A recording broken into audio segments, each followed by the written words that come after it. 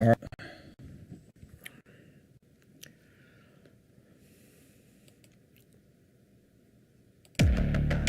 Special Operations, Covert Ops, Espionage, The Team House, with your hosts, Jack Murphy and David Park.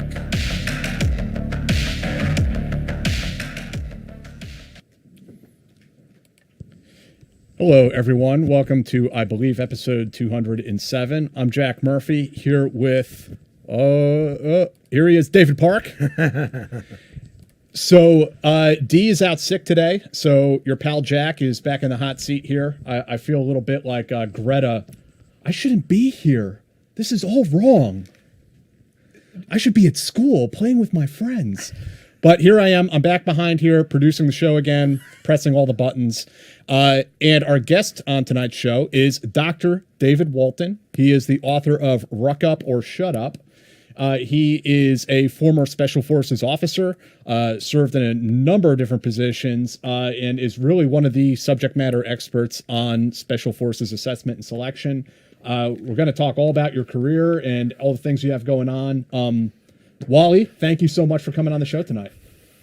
Yeah, thanks, Jack. Good to see you and Dave. You guys are hot off of your 4-hour marathon with Secretary Miller, a podcast triumph. So tough shoes to follow and tough shoes to fill and tough act to follow. So I hope I'm up to the task. So streaming to you live tonight from the center of the universe, Fayetteville, Fort Bragg, North Carolina. I'm literally a hand grenade toss away from the Airborne Special Operations Museum. So thanks for having me on tonight.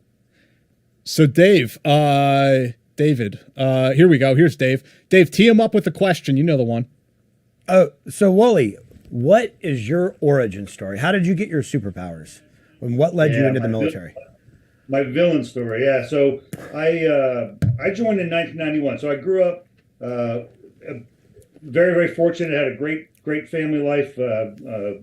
Dad was a chemical engineer for DuPont. Stay-at-home mom. I'm a middle child. Got an older brother, younger sister, and lived a great life. Moved around a ton. Born in Chicago, lived in New Jersey, Virginia, Pennsylvania, and including a couple years we lived in Brazil. So I had a chance to grow up overseas. So I got that sort of bug for adventure early on, and my dad was multilingual, and early on I had an appreciation for language and culture, and that probably shaped me a lot later on. Went to high school like every other kid. I wrestled in high school, played soccer, was in athletics.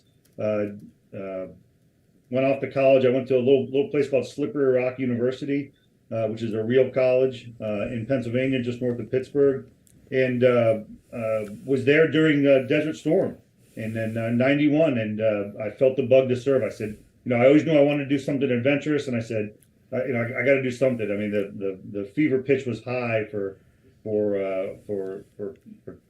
thankful service, and I was in college, and I still wanted to stay a cadet and continue that pathway, and I joined the reserves. And I remember I was sitting in my mind's eye, I was sitting in the MEPS station as the tanks were crossing the berm for the 100-hour war. If that's probably not what happened, I'm certain it was much less heroic, but in my mind's eye, I played out as though I was, the Japanese had just bombed Pearl Harbor and I was rushing to the recruiting station. But it was something similar. Right. Yeah. So I joined and graduated and got my commission in 1993. Was a cavalry officer. Served down in the 1st Cavalry Division. Had a tank platoon, a scout platoon, and a mechanized rifle platoon. And I was very fortunate that I was exposed to an amazing Special Forces prior service officer. He was an NCO that had gone to OCS and gotten his commission, and he was my battalion assistant intel officer. And as a scout platoon leader, I worked very closely with him. And I thought, man, that Special Forces stuff is cool. And that was right at the time that they authorized the military freefall badge, the Halo badge. And everybody knows that Halo badge is about as sexy as a badge can get. and I was like, oh man, that I got to touch that magic. That is something cool. So special forces was a pipe dream. I mean, this is pre-internet. We didn't know these things existed. They were legendary in our minds, and I went to selection and made it. But by the skin of my teeth. I think everybody thinks they made it by the skin of their teeth. Got selected. Went on to serve in the 7th Special Forces Group. I had a dive team and had an amazing experience. Had some great NCOs, 2 great team sergeants. Had a ton of experience. Deployed Colombia and Ecuador and Bolivia, and actually I've been fortunate that over my career I've been in every country in Central and South America, so fairly well traveled. Did some time mid-career at USASOC and at jsoc, and then retired out of the Special Warfare Center in 2013. And it was in my time in 2013 where I got exposed deeply to Special Forces assessment selection. It came under my leadership portfolio. Back then, SFAS was a bit of a homeless entity. There was sort of this institutional argument about who should own Special Forces assessment selection. Should it be a separate entity that is separate from the pipeline, or should it fall into the pipeline?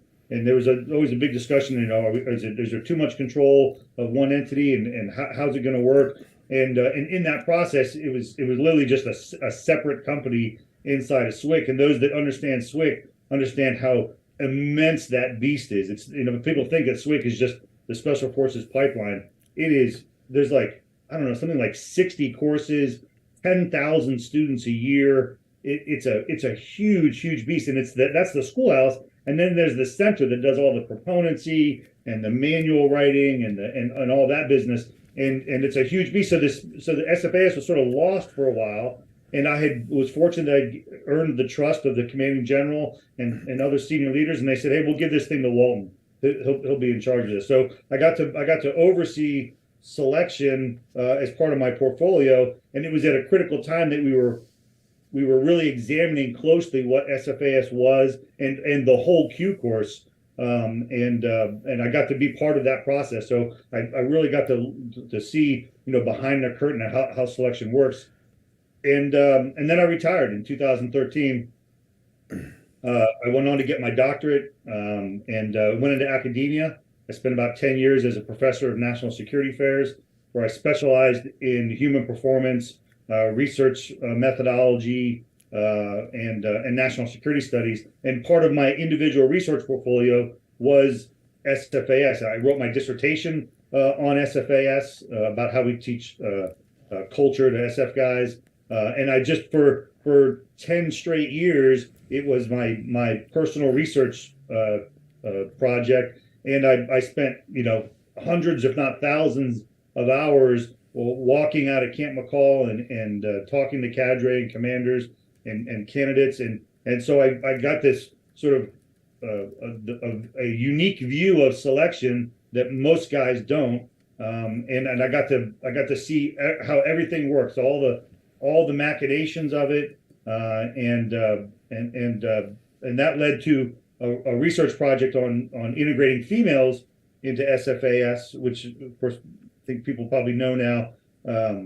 We've had a few get selected. Matter of fact, we just had the 4th one selected a few months ago and is now in the Q course. So we're now up to 4 total female Green Berets, or 3 Green Berets, female Green Berets, and 1 still in the pipeline. And we'll talk more about that in a minute. And then after about a decade in academia, I got bored and went back to the operational force, and I now work at SOCOM on Fort Bragg, and where I'm continuing my research, including the book Ruck, Up or Shut Up, which is just fresh off the presses, and is doing quite well and getting some great feedback. So that's my story. Can't wait to dig into that. And SFAS, and we're going to kind of go back and do sort of chronologically in the military, like your experiences, but just while it's fresh on my mind, why does it matter? What's important about who owns SFAS, and what are the pros and cons of that?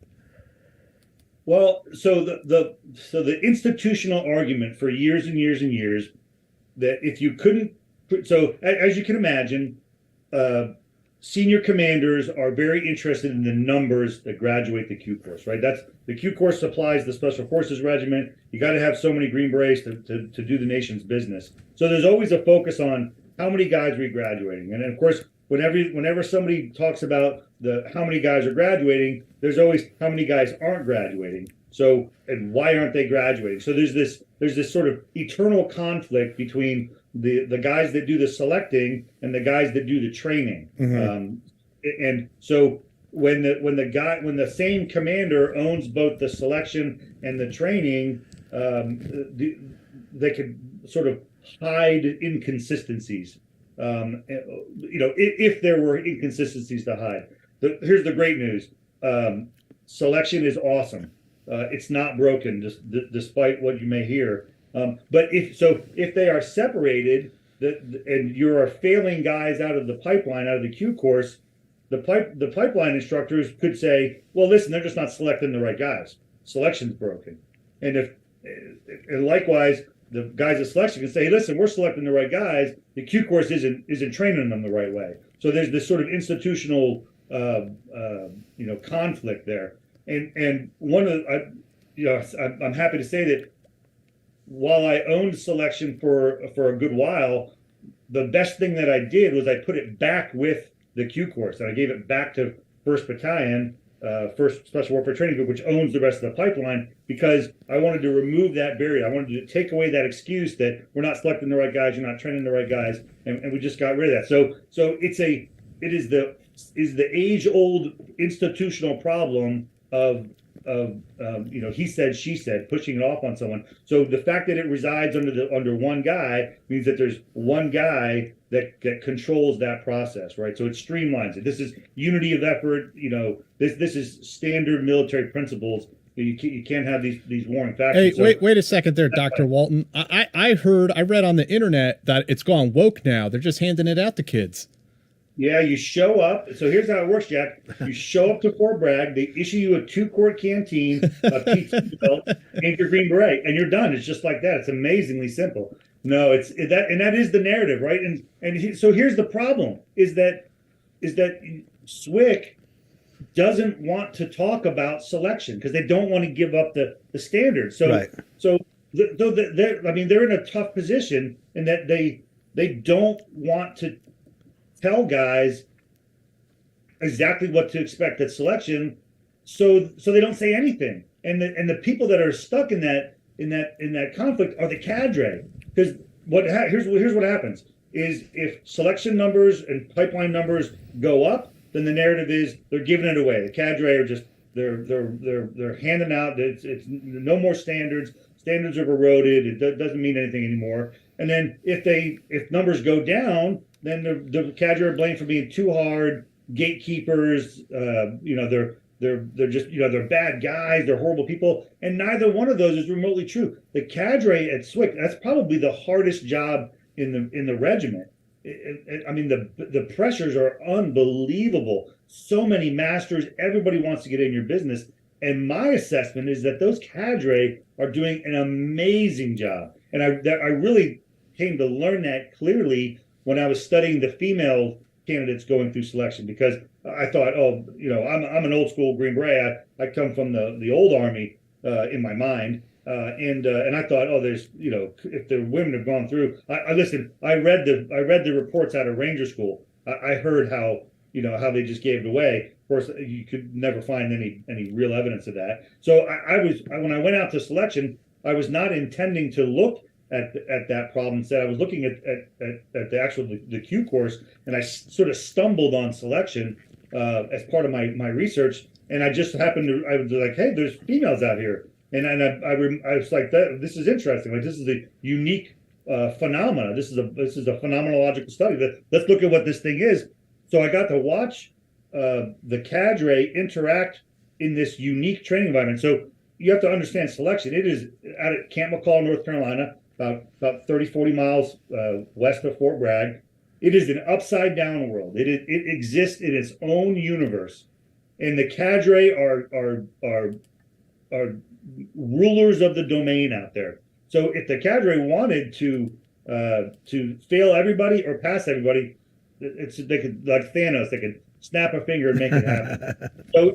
So I went out there and I saw this unique training environment. Selection is unbelievably unique, and this unique training population, these females.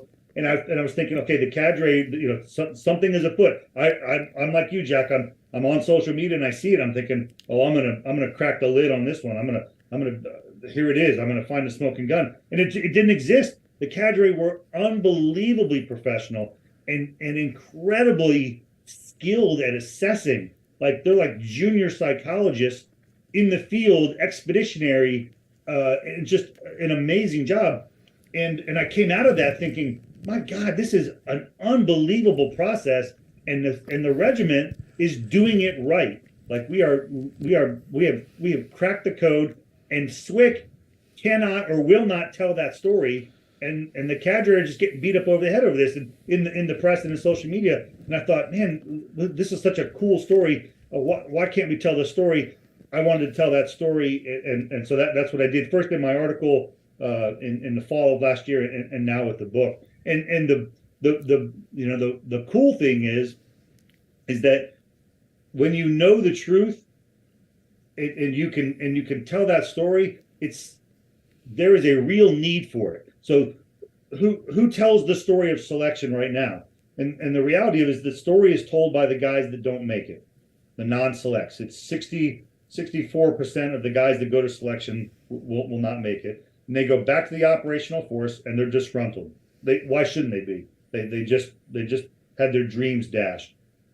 And so these are the guys that are the tellers of the story of selection, and they have a completely incorrect view of it, or certainly an inadequate view of it. And so the narrative in the operational force, which carries out into the retirees like me, excuse me, and others, is that selection is broken, the regiment's giving it away, and the communists are winning. And that's that's unfair. It's unfair to the regiment, it's unfair to the cadre, and it's unfair to all the candidates, both current and future candidates. And that's a real problem. Particularly if you've got like a recruiting problem like we're kind of facing right now, guys aren't going to want to go to selection, which is damn near impossible on a good day. And the narrative is every day is a bad day. And it's like, well, I guess I won't go to selection. And I thought, man, that's a real crime.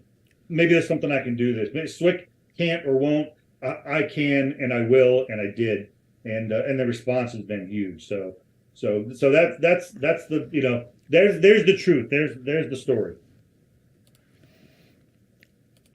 It's fantastic. We're gonna go more into your book and more into selection in a bit. Do you want to kind of rewind to tell us about your CAV unit, or what was that like when showing up as about a new lieutenant? And brutal. So I was an armor guy, and I was in an infantry brigade. My brigade commander was General Casey, who went on to some fame, if not ill repute. And we were the lone tank unit in an infantry brigade, and this is at the time of the light heavy imperative. So if you guys think back, there used to be and to some degree still is, there was a mandate that infantry officers had to do a heavy tour and a light tour, or a light tour and a heavy tour. So all of the captains in this infantry brigade were prior light infantry guys, 101st, 82nd, 25th, and a whole bunch of Ranger Regiment guys. And they got sent to the 1st Cav Division. Clankety clank, I'm a tank. And they were pissed. They were just pissed at the world, pissed that they had to come deal with operational ready rates and services and motor pool and oil samples. And so every tanker was in the crosshairs of these disgruntled captains. And here comes little old Lieutenant Walton, who says, "Hey, I want to raise my hand and go to Special Forces." And they looked at me like, "Who do you think you are? you are not, like, you son of a bitch. Like, you're not better than us." And in their mind, they're just angry because they got stuck on on Fort Hood and in the back of a track, they want to be jumping out of airplanes and fast roping out of helicopters and doing cool guy stuff, and that was not cool guy stuff. And it was a hostile work environment. But I was incredibly fortunate that I had great NCOs, and we stayed busy. God Almighty, the operational tempo of that unit was unbelievable. For 3 years, we would go to the field on a Monday morning and stay out and maneuver all week until Friday at like 3 o'clock. You'd literally park the tanks and the Bradleys out in the woods, and they'd truck you back, and you'd rest and recuperate over the weekend, and then Monday morning they'd drive you right back out to the woods. And we did that for 3 years. I literally slept more in a Humvee, a Bradley, or a tank than I did my own bed. And we deployed. We did NTC. I did multiple gunneries. I got to field the M1A2 tank, which was the newest amazing thing. And so I was all in on the mechanized life, and deployed to Kuwait on Inherent Resolve or Desert Wolf or one of those deployments, and got to do amazing things, and came to the very quick realization that this sucks. Like, God Almighty, like you reek of diesel fuel, and your life is the product of how good your mechanics are. And while it was cool, I learned a ton. I got to do all those lieutenant things that you want as a platoon leader, and got to do some amazing stuff. I also realized, like, I've done it all now. These last 3 years, I've literally done everything cool you could do. What's next? And that's why Special Forces was such a beacon on the hill. And I thought, oh man, like that's going to be cool as hell. And I remember the day. So they used to have if you guys remember, the 82nd used to have the M551 Sheridan armored reconnaissance vehicle. It was not a tank, but it was the 82nd's tank. And I thought, oh, that's going to be cool. Like I'll go do that. I'll go do that armored tank thing. That's unique, and I can get behind that. And then like they pulled the carpet out from under me, and they canceled the armored gun system, which was the replacement for the Sheridan. And so any opportunity to do anything other than regular tank stuff was vanished overnight. And I was like, well, fuck this. I'm going Special Forces. I'm not doing this for the rest of my career. So Special Forces, I feel like I either going to do Special Forces or I'm just going to be stuck in a motor pool forever. And nobody wants that. So that's how I sort of and of course I met the prior service Green Beret and saw his halo wings, and that was the icing on the cake. I said, baby, that's what I want to do. And so I sprinted towards that. Morale, I mean, with a field schedule like that, morale must have been horrible, right? I mean, like there are a lot of upset mamas at home. It was I have never been in a unit that was more excited. As a matter of fact, It was interesting. So, man, guys love to go out there and do that. Well, you had weekends off. You always came home for the weekends, unless you were doing tank guard. You were home on the weekend. So it was kind of cool. It was kind of like you joined. It was all the best parts. You joined to drive tanks and shoot the bang guns and 50 cal and do movement to contact and scouting missions and all that stuff. And then you got to go home every weekend. So it was like, this was pretty cool. I could sustain that. Guys were excited about that. As a matter of fact, there was a point, I think it was General Funk was the Corps commander. So 3 Corps commanders down there. There's 2 divisions on Fort Hood. There was 2nd Armored Division and 1st Cav Division and some separate brigades. And we had it was a huge installation. And we General Funk was the Corps commander, and the soldiers were getting abused in Killeen, Texas, which is the town right outside of Fort Hood. Predatory loans and businesses were just very hostile towards soldiers. So General Funk took the entire Corps, both divisions, every vehicle. He said, everyone goes to the field. And we literally took all the vehicles out of the motor pools, drove them across the cattle guards into the training areas, and parked them. There was no room to maneuver them. And he just kept the soldiers in the field. And the town leaders in about 4 days said, "You're destroying the businesses. We give up. We're on board. We're going to be helpful." And overnight, it was like the veil has been lifted, and now we're all rock stars. It was unbelievable. You guys get there for the weekend. It's like, welcome home, troops. It was the greatest homecoming ever. Yeah. All of a sudden now it's free chips and salsa everywhere you go, and cops aren't harassing anybody, and all of a sudden all the off post housing started. They were painting walls and changing out fixtures. So it was a game changer. But the morale in the unit was unbelievably high. Guys loved that stuff. And but that's not sustainable, right? I knew that I came to the unit at a unique time. I spent all that time in the field, and all my armor seniors were telling me, "Hey, this isn't normal. Like, this is like, live it up while you can, because this is amazing." And I was sort of hooked. I was like, yeah, they gave me a little taste of that smack, and I was like, I need more of that. And I knew I wasn't going to get that in armor, so it was like, we got to go SF. And I always knew from a kid. I remember. And I tell this story in the book. I remember as a kid going swimming, like in a pool or a lake or stream, and I remember, and you guys probably did the same thing, and this sounds weird, but we all did it, where you practice slipping in and out of the water as quietly as you could. Like, you go into water and then you try to break the surface real quiet, right? And the water would trickle off your ears, and you try to, like, you were just a commando, and you were on the mission, and so.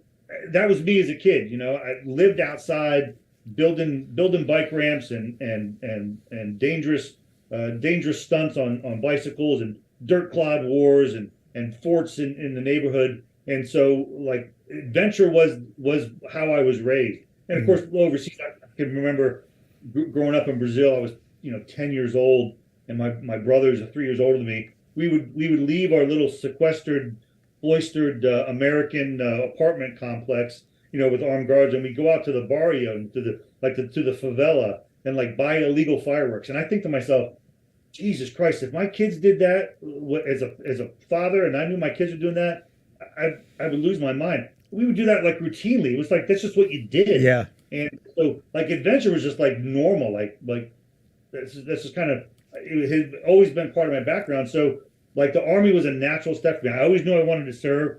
I didn't know what a Green Beret was.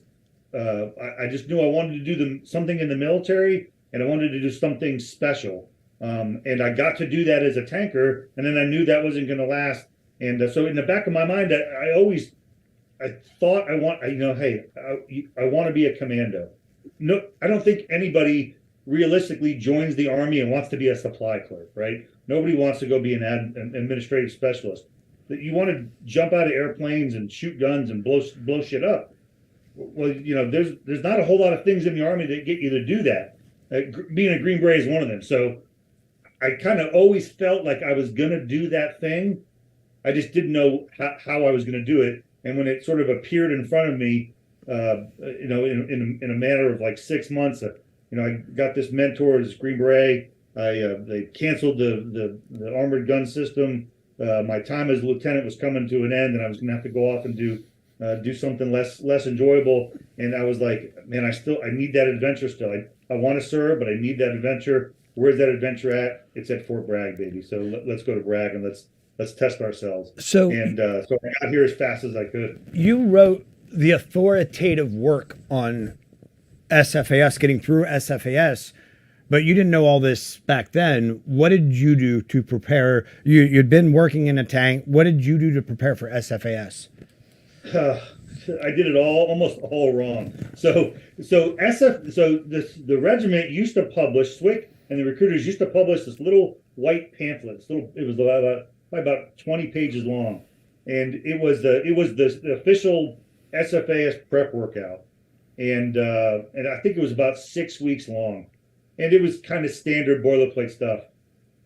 And I did that, and the deal was, and it was sort of this plasticky waterproof material, and you had to fill it out. This day I did my push-ups and my pull-ups and my run and my ruck, and and then the instructions were when you report to selection at Camp McCall, you have to have this booklet, and on the cover was your name and the date you finished it and your signature, like you were like signing a lease, and so you had to turn this thing in. So that was how I prepped. Like the internet didn't exist. Mm-hmm. You didn't know anything about selection. I remember there was on Fort Hood. There's the main one main drag essentially goes through the entire post, and all that's the road that everyone runs on PT. And I remember one day I was out there rucking during PT hours, and another kid came rucking at me. And of course, this is Fort Hood. This is tanker territory.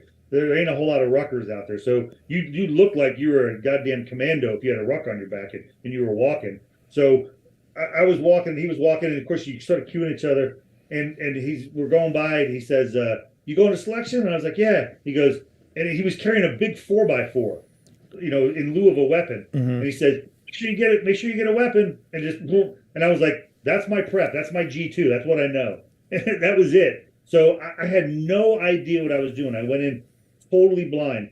I think I'd read a book where I recall my expectation of selection was the tar paper shacks. So Camp McCall used to be this austere back hole, just a dump in the woods, and they were famous for their tar paper shacks. And that's what candidates slept in, and that was the only infrastructure out of Camp McCall. So when I showed up to Camp McCall, and I couldn't find any of the tar paper shacks, I was like, well, that's all my G2. Like, I'm carrying 4x4, and I'm looking for tar paper shacks, and 50% of what I know is incorrect now. So I'm screwed. But I was lucky that, fitness was always a thing for me. I grew up wrestling, and fitness was just, when you're a young lieutenant, you don't know shit. Like you know how to do PT, and you know how to do like platoon level troop leading procedures. And that's it. Like, and you pray to God that your platoon sergeant is not going to let you kill anybody. So I showed up to my platoon, and I was good at troop leading procedures and PT, so I focused on PT. So I was just naturally, I was fortunate enough to be fit just because that's the only thing I knew how to do. And so when I showed up, I was actually well prepared. I had developed this in a little workout routine that I call the 5x5. It's you do a 5-mile ruck, 100 squats with your ruck on your back, drop off your ruck, do a 5-mile run, then do another 100 squats. And I thought, this is the coolest thing. I'm going to smoke it. And it actually, and at the time, nobody knew exercise science. Like, this is when you have to remember, this is 1994, 95 time frame. When you did the daily dozen, still you'd stand out the first company, do the cherry picker and the jumping jack. Yeah, so I didn't know what I was doing. So I discovered this 5x5, and it just felt right. I remember I would do this workout, and I would just be absolutely smoked. I'd be like, God almighty, my legs feel like lead, but I'm getting better. And, right. So I muscled through it. It turns out now, 25 years later, the science is actually pretty clear that the 5x5 workout is like the superior method. And there's tons of literature on it, and I was like, so I'm not saying I invented exercise science for Green Berets, but I'm not saying it either. So I stumbled through. I got lucky when I got out there. I was in naturally good shape, but I had no G2. I did not know what to expect. Zero understanding of the operational environment, and I think, like most guys, I got lucky and got through. So, Dave, can I give a quick shout out? Our sponsor of the show tonight is BetterHelp. Dave, could you give a little shout out to BetterHelp today? Yeah. So BetterHelp is it's a website app that allows you to find a counselor, and mental health is important for everybody, especially veterans, but not just veterans. Everybody goes through rough patches. Everybody has dark periods. Everybody has conflict in their life. And finding a good therapist is tough. You have to shop around. You have to find the right person. BetterHelp puts all that at your fingertip. So check out our friends at BetterHelp. Jack, is there a... Yes. So if you guys go to betterhelp.com/teamhouse today, you'll get 10% off your first month. That's BetterHelp, HELP.com/teamhouse. So thank you guys for sponsoring the show. And since we're here, and I'm sorry to interrupt, Dave, I will give a little shout out to us, the Team House. If you guys want to get access to these episodes ad-free, check out our Patreon. It's up on the screen now, or the link is down in the description. So thank you for joining us. I'm going to go out of order here and read one of the comments that was a donation. Okay, Dave. Just because now's a good time. Global Media, thank you very much. Global Media says, get those likes up for the Team House. Yeah, everybody give us a like. Subscribe to the channel. Okay, back to you, Dr. Dave. Yeah, so I was saying, I had no G2. I prepped by instinct, and I just happened to get it right. So I remember, so I had that PT pamphlet, and that was advanced fitness programming back then. And I remember I reported to Bragg, and I handed my little booklet, and I was all proud of it, I passed the first test.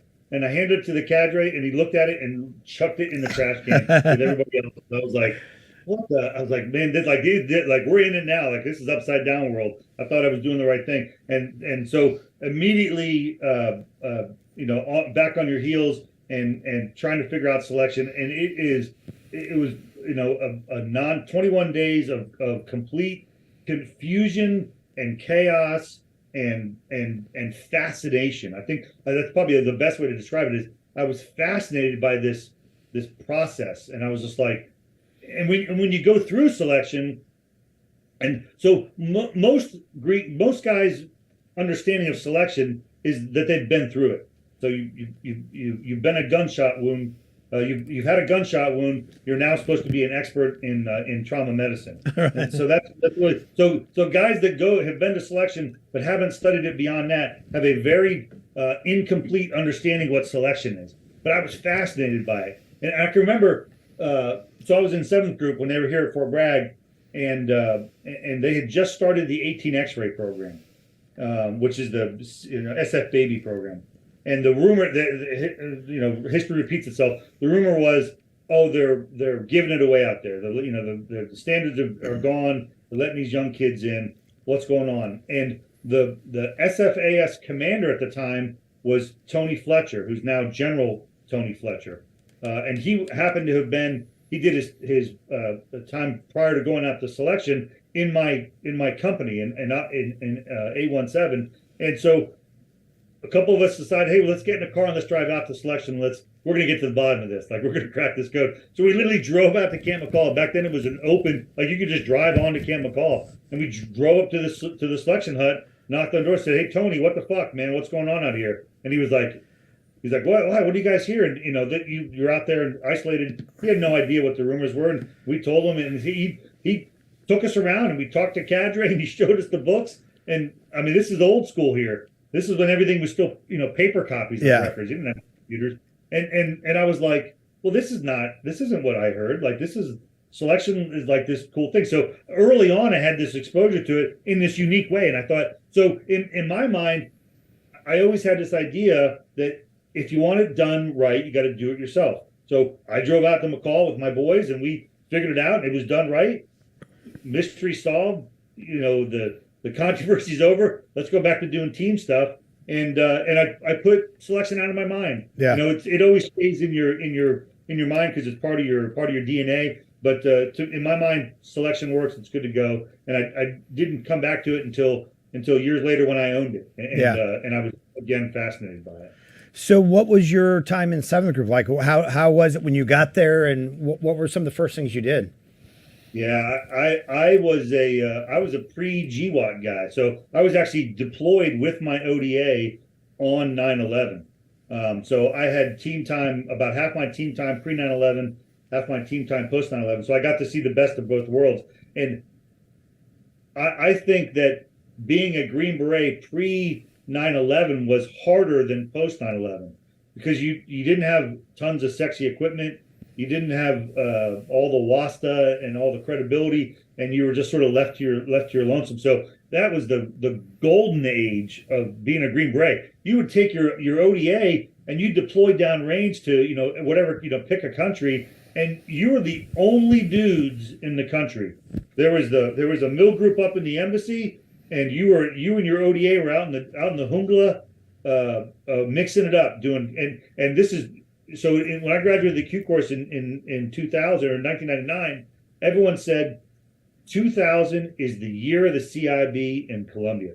This is before 9/11, so everything was counter narcotics, Right. counter drug. Everything was counter drug, and so if you want to do counter drug stuff, where do you go?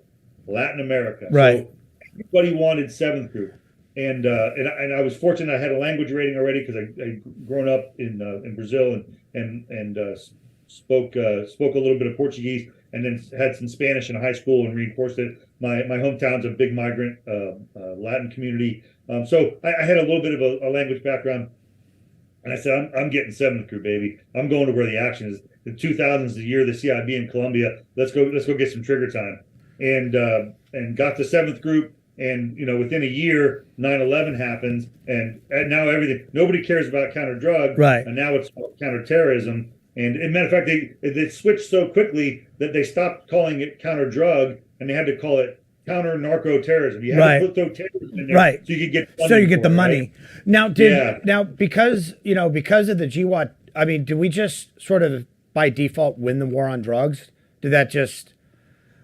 Yeah, no.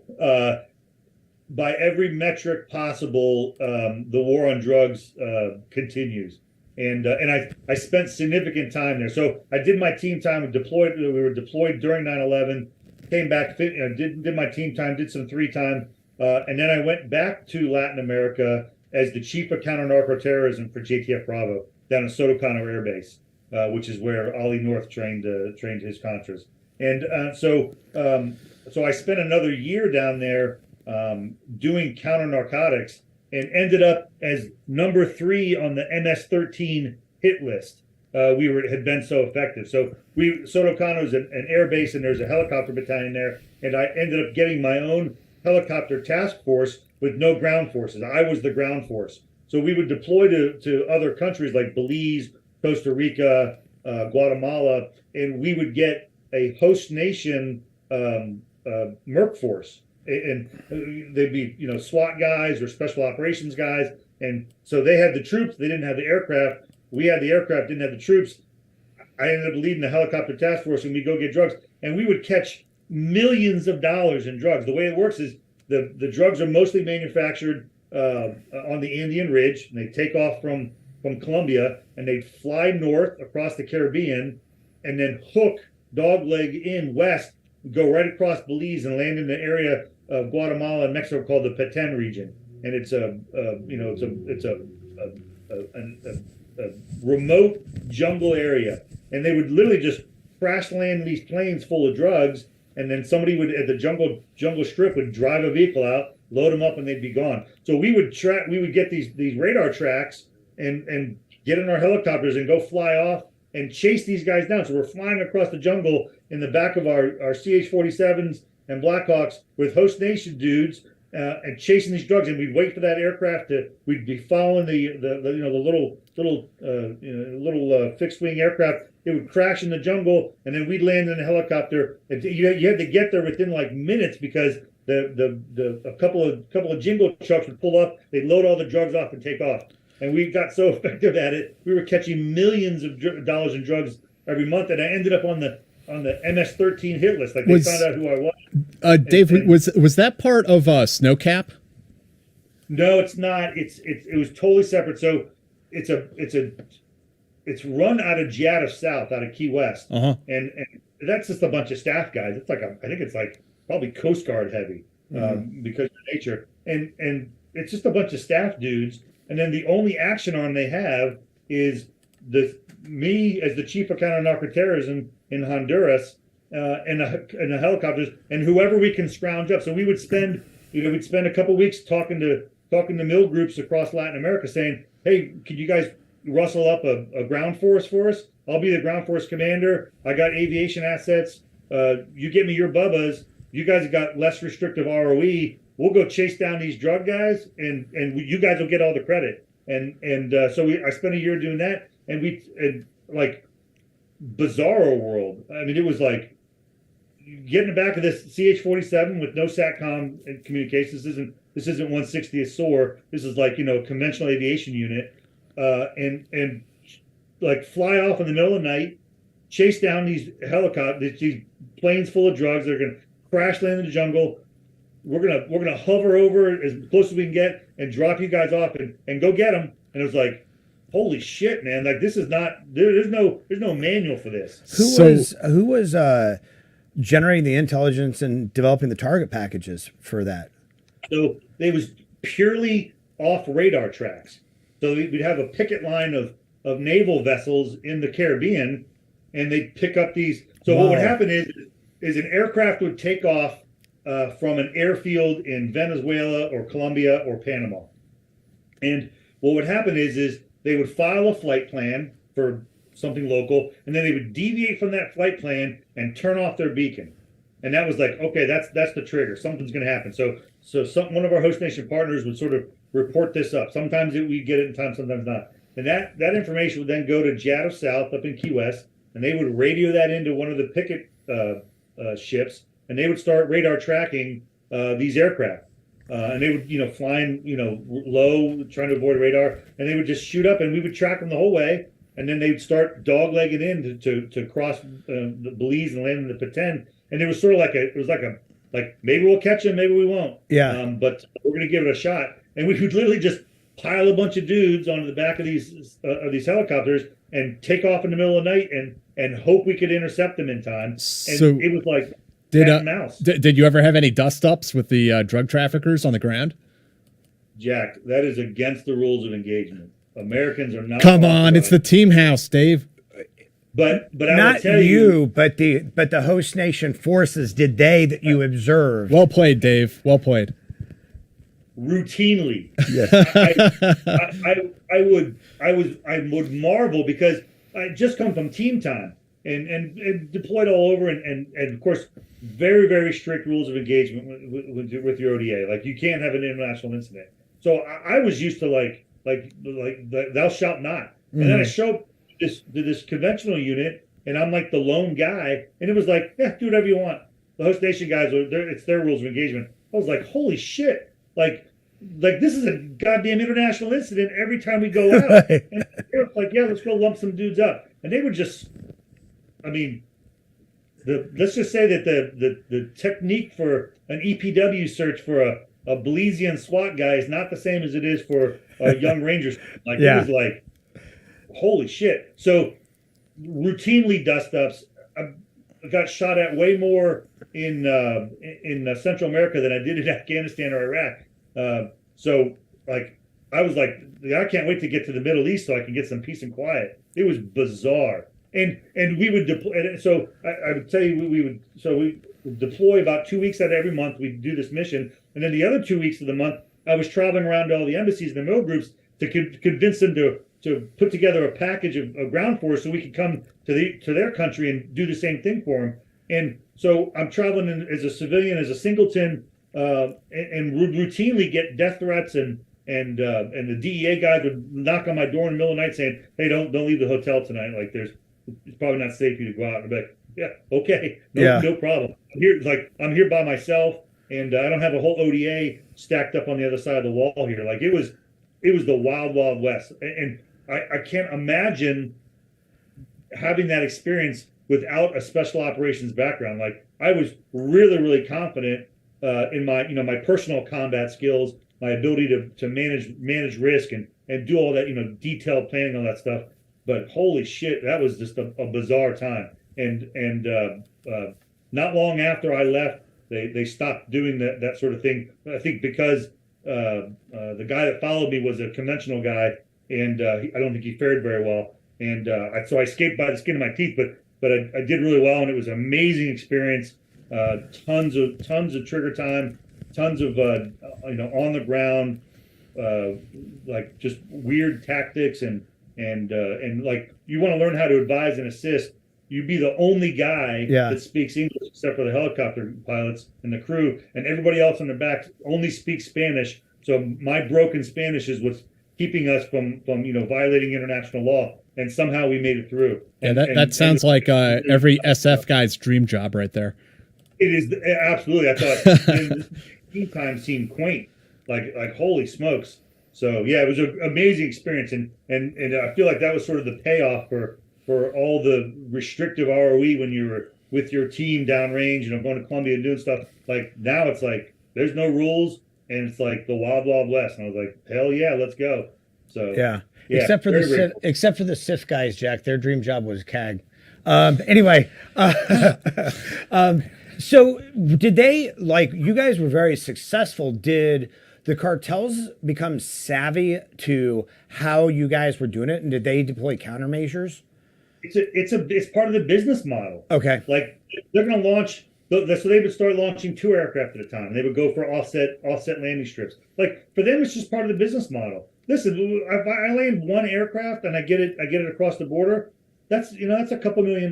Right. What do I care if you catch 1? I'll just send 5. Right. It's all part of the game for them. So it is, and that same mentality continues today. All it is a business. Now it's an incredibly violent business, but it's a business. Right. The incentives for doing that are so massive. Your return on investment is immense. Why wouldn't you do it? So of course they're going to keep doing it. So yeah, you promised us a war story. That was a pretty good one, Dr. Walton. What was the next assignment after that? So I came back from Latin America and went to JSOC and lived that life for a good while. And I got to Iraq and Afghanistan. I was in JSOC with General McChrystal and Admiral McRaven and had some amazing experiences. Everyone thinks they know what JSOC does until they go to JSOC and you're like, oh my God, I had no idea these guys did this. Mm-hmm. So I got to do that for quite a few years, multiple deployments, Iraq and Afghanistan, and doing all that. And really eye-opening. So I never had any idea that world existed when I was on an ODA. Just, you thought that they do. I know what they do, and I showed up there and I was like, that's not what I thought they did. Mm-hmm. And amazing exposure. That's when I really got to understand the intel community and how, guys ask me this all the time. What was what would surprise you about my entire adult life I've been in federal service? What would surprise you? And I would say whatever you should be supremely confident that whatever your good idea is, why don't they do this? There's somebody somewhere doing exactly that thing, mm-hmm. and they're doing it really well to a really exquisite level. But you should also be incredibly scared that they're probably fucking it up as well. So it's these units that do these amazing things, but we're like making it up as we go. Mm-hmm. So I remember I was in Afghanistan, and we were weathered in. I was in Bagram, and we were weathered in. And my buddy Cookie, he's actually the tall guy in the picture on the opener. And so Cookie and I went to the queue together, and he went off to do DIA stuff. So I pop into Afghanistan, and there's Cookie, and hey, what's going on, brother? And he says, hey, listen, the weather's socked in. We got some stuff. We got people and documents and intel. We got to get it down to Kabul. And so we're organizing a ground convoy. The weather's no good. We usually fly it in. It's totally safe. We can't get it down, and we got to do it. And we're short on people. Would you come with us? And I said, yeah, you got it, Cookie. So I get in I jock up. I get in a vehicle.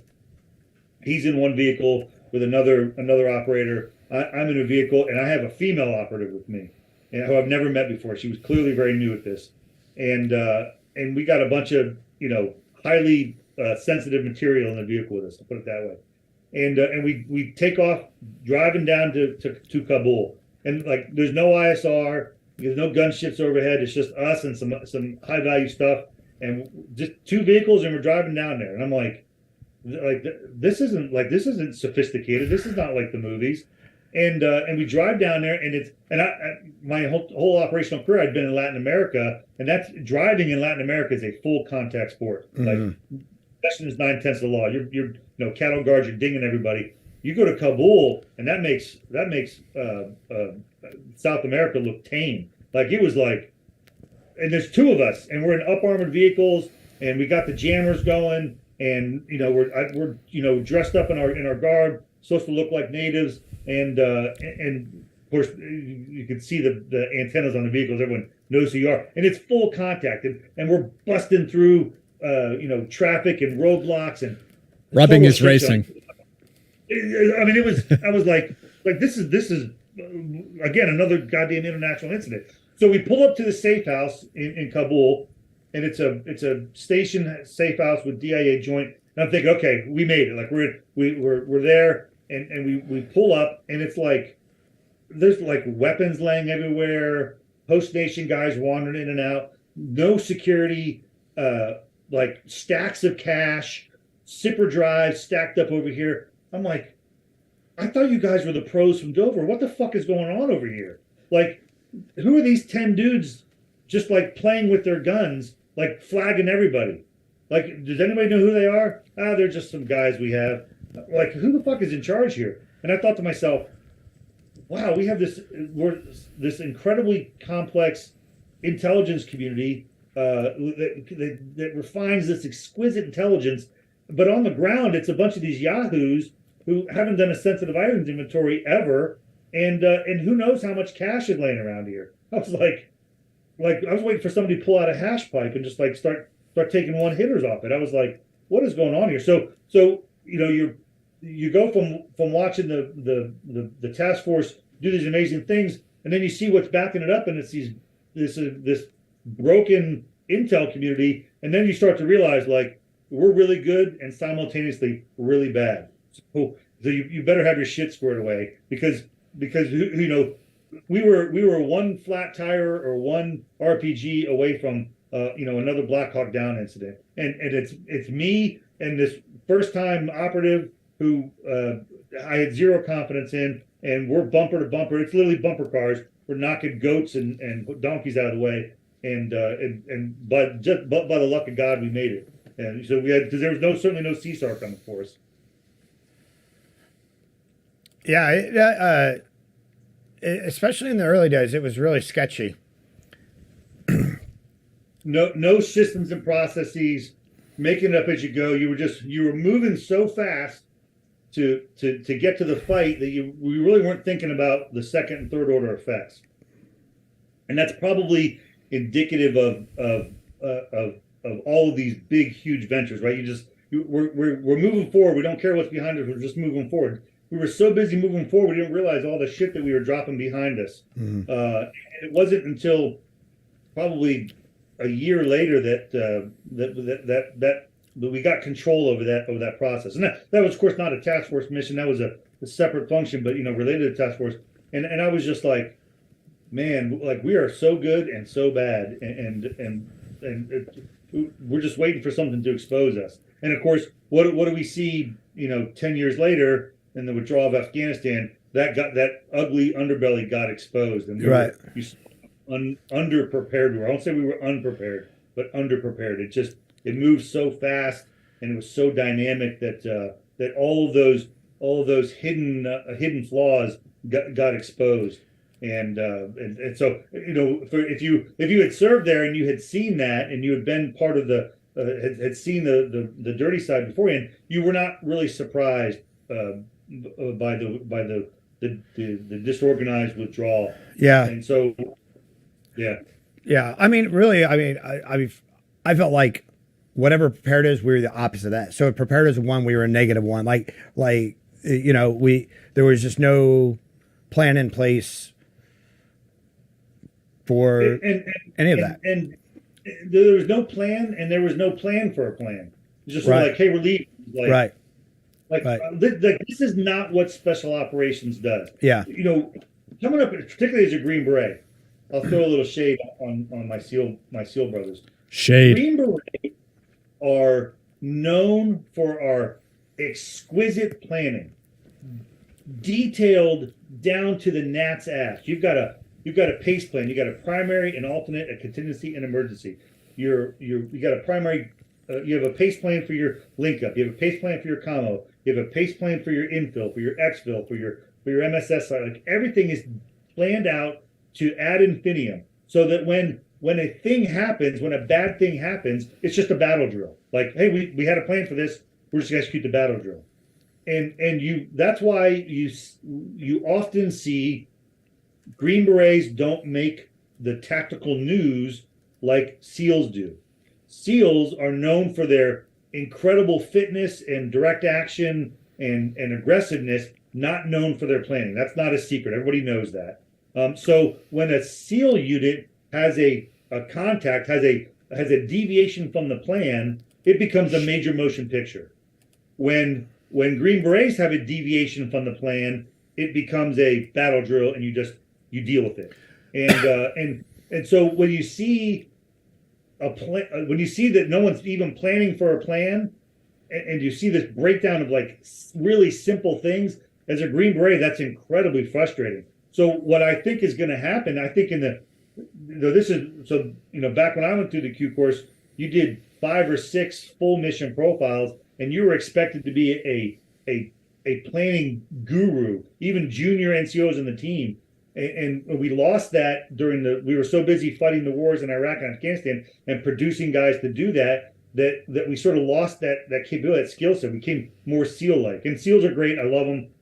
They serve a unique function and purpose. You can tell the truth on here. Well, I mean, but that's the reality, right? I mean, the maritime environment demands guys be physically fit. Water is great equalizer. Right. Cold water is the incredibly.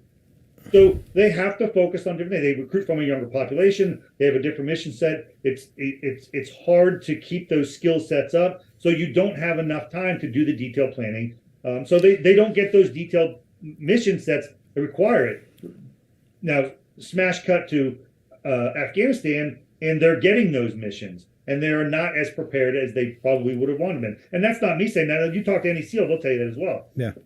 So Green Berets, because we were so busy fighting the wars in Iraq and Afghanistan, lost some of that planning edge, and we became more SEAL-like in that regard. And we recruited an entire generation of guys who thought they were going to do door kicking, high value target, kill capture missions, right? Relentless pursuit. And that's not what Green Berets are designed for. We're designed for slow burn, unconventional warfare, foreign internal defense. Let me take my 12 guys.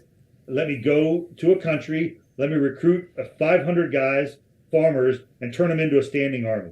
Give me 4 months, and I'll build you a battalion. Give me 3 ODAs, I'll build you a brigade. Give me a company of ODAs, and I'll give you a division. That's what we're good at. We're the only force that is manned, trained, and equipped to do that. So we lost some of that because we were so busy doing what everyone wanted us to do. So now we are returning to that. So the Q course optimization, which started about 2017, which was again the subject of many FUD exposés, that is us returning back to our roots. And we took things out of the Q course that didn't belong in the Q course. Marksmanship, combat marksmanship, was never supposed to be in the Q course. You were supposed to go to the Q course, learn detailed planning, show up to your ODA, and have your senior 18 Bravo and your team sergeant teach you how to do all that stuff. That's the model that I came from. So of course it's the correct model. So then we now smash cut to the middle of the surge in Iraq and Afghanistan, and guys are graduating the Q course and the next week showing up to a team and deploying. So they didn't have time to get guys trained. So the operational force said, hey, add a week of combat marksmanship into the Q course, because guys we don't have time. When they come to the team, they got to be ready to deploy. So, well, of course, if you put a week of combat marksmanship in the Q course, you got to take something out. It's not a zero-sum game. Something's got to come out. What's going to come out? We'll take out one of the planning session, just one. Well, that's good enough. Well, the good idea now guys need to be. We need everyone to be, a trauma medicine cross-trained when they show up to a team. Okay, that's a week. So now we're going to pull out another planning exercise out of the Q course. So, do this times 5, 10 tasks, and all of a sudden the Q course looks very, very different. Right. And we are producing a very different product. And there's a real risk there. We lost sort of our identity. So the optimized Q course was intended, and to a great extent is recreating what Green Berets are supposed to be: detailed planners, language and culture experts, human dynamics, skilled, understanding how to read situations and all that. But that's a very different than what we advertised a whole generation of guys who thought they were going to join. Everyone's got a social media account and they follow all the wrong social media accounts, and they think Green Berets are strapping on the quad tube night vision goggles and jumping off the back of the ramp and doing flips, free fall down to the target, cool guy, sexy stuff. And the reality of it is that's not what we're designed for. We can do that, absolutely, but that's not what we're designed for. We're designed to do that slow burn, unconventional warfare stuff. Dr. Dave, as I recall, didn't they also insert a training block into the Q course that teaches Special Forces history to teach these guys about the history of unconventional warfare? They did. So it used to be called the SFOC, the orientation course. It's like the first week or 2 or 3 weeks. It's gone through different permeations, but yeah, it's absolutely. Hey, let's get back to teaching these guys exactly what we say we are supposed to be. We're the only guys that can do it. You can't take a squad of MPs and have them do unconventional warfare. They're not trained, they're not manned, they're not equipped, they're not selected to do that stuff.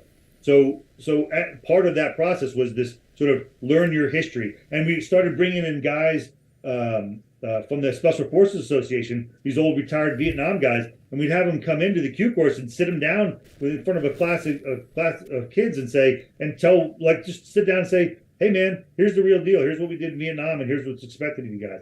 And that was a really cool process to see. Like, man, we're getting re-blued. We're going back to our roots, and it felt right. It was just like, finally we can stop lying to ourselves. We can absolutely do door kicking. We can do direct action all day long. But anybody can do that. Nobody else can do unconventional warfare, and that's an incredibly difficult mission set. Like let's embrace that. Let's we're the only ones who can do it. Let's really do it. So the Q course is back on track. I won't say that it's where it needs to be. It's much closer than it was, even 5 years ago. It is producing. When we tell a geographic combatant commander or combatant commander now, if we tell a combatant commander we're deploying Special Forces ODAs into your theater, this is what the capabilities are going to bring.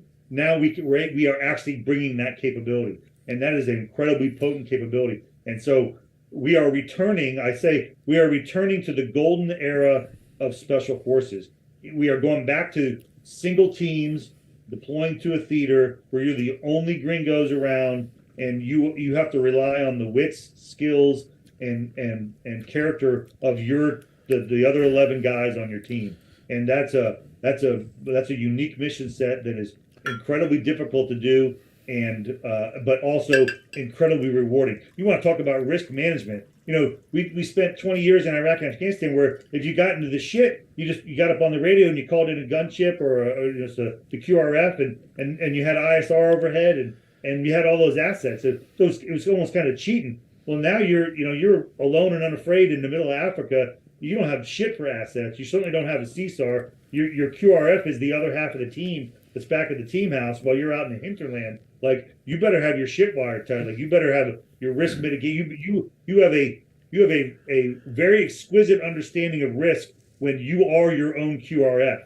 And so we are returning to that, and we are building Green Berets to fill that role, and that feels good. So, Dr. Dave, take us back to your own time in special operations. If you can take us back to Afghanistan and Iraq, and tell us about the rest of your time over there. Real quick. Sorry, Wally, yeah. Real quick. I just want to emphasize a point that you made earlier and give some credit to where credit's due. You said that, like, the special operations and intelligence community is like the best there is and the worst there is. But a lot of time, the worst there is at that higher level. And we talked about the withdrawal from Afghanistan. And then we saw the best there is with, like, Scott Mann with Operation Pineapple and Mick Mulroy and was it Jason Scott? His partner with Digital Dunkirk, and basically creating these networks and getting online and getting Afghans out of the country by hook, by crook, and whatever it takes. And that's where you see that, that planning, that perseverance, and, just kind of the sua sponte. And I would highlight, Scott Mann, a great American, brilliant. He is of my generation. I served with Scott. I've spoken at several conferences with him. Brilliant guy. He is of the generation that learned the pace plan for everything, right? Right. And you had a pace plan for your pace plan. So when I saw the Pineapple Express go down, and I saw the community sort of sort of coalesce around that, and it's a bunch of retirees and maybe a couple of key placed active duty folks and Govy guys, and like we flipped that switch and like almost overnight built this amazing intel apparatus, rat lines, detailed intelligence, and kind of like it was like there was no talk that was with ISR overhead direct and all that. It was like dudes doing really detailed planning, doing a whole lot of risk assessments and saying, let's go figure this thing out. And that effort saved thousands of people. Yeah. I mean, you want to talk about an amazing story. And that is in a nutshell what special forces and special operations in general, but special forces in particular, can bring to the table. Mm-hmm. These dudes that think differently, they don't think outside the box. There is no fucking box. It's like we're gonna figure it out. I can't tell you how many times as a Green Beret I've gone on a mission, and the commander will turn to you, and he'll hand wave over the valley and say, "Figure it out." Yeah. Like, figure what out? And it's like go figure it out. So if you're not a critical thinker, if you're not a creative thinker, if you can't develop analytical frameworks and understand IR theory, like you immediately become an expeditionary political scientist, a cultural anthropologist, and an expert tactician. And it's like, figure what out? Yes, figure it all out. Mm-hmm. So, and we lost that for a good while because we got caught up with the sexy direct action, kill capture, go get high value targets. And excuse me, so we're still reeling from that a little bit. We are now recruiting a generation of Green Berets that I think have a better understanding that we are returning back to our roots. It is a not just an unknown mission set. In many ways, it's an unknowable. There are no correct answers for these wicked problems. Mm-hmm. There are only your job is to figure out what is the least wrong answer, and that's the one I'm going to execute. So you've got to have all these systems and processes in place to mitigate that risk. So you can't hire a bunch of dumb guys to do that. You got to be fit, yeah, absolutely, but you also got to be wicked smart, and you got to have your wits about you. You got to be mentally stable, morally strong, and like you got to tick all those boxes, and that process of figuring out who those wicked smart, crazy strong, faster than the strongest lifter, and stronger than the fastest runner, that process starts at SFAS. So we saw that on the ground for 20 years in Iraq and Afghanistan. We saw what it looks like when it's not done well, the withdrawal, and we saw what it looks like when it's done well. Look at the invasion of Afghanistan.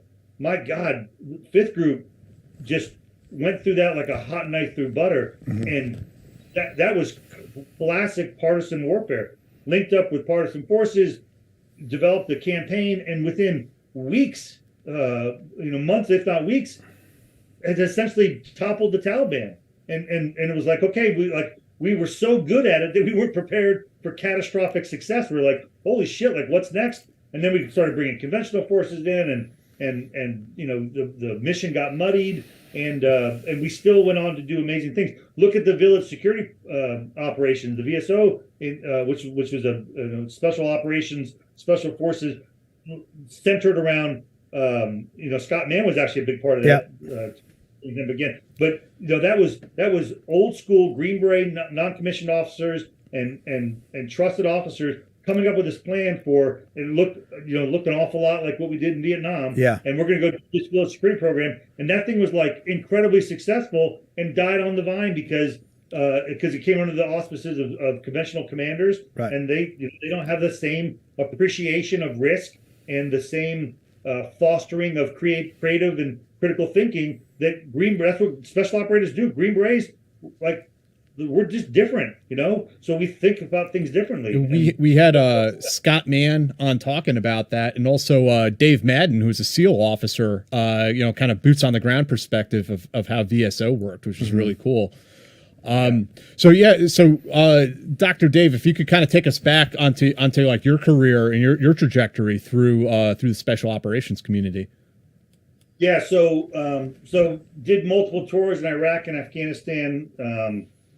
Got to see all the amazing stuff that we did there. That's when I really got to appreciate the intel community. You don't get that when you're on an ODA. When you're on an ODA, you just think the edge of the battlefield ends where your 18 Bravo is on the flank, and you don't really have a deep understanding of the complex structures and institutions that exist to feed your mission set. And I got to learn all that when I went off to the task force, and got to be there for some amazing missions.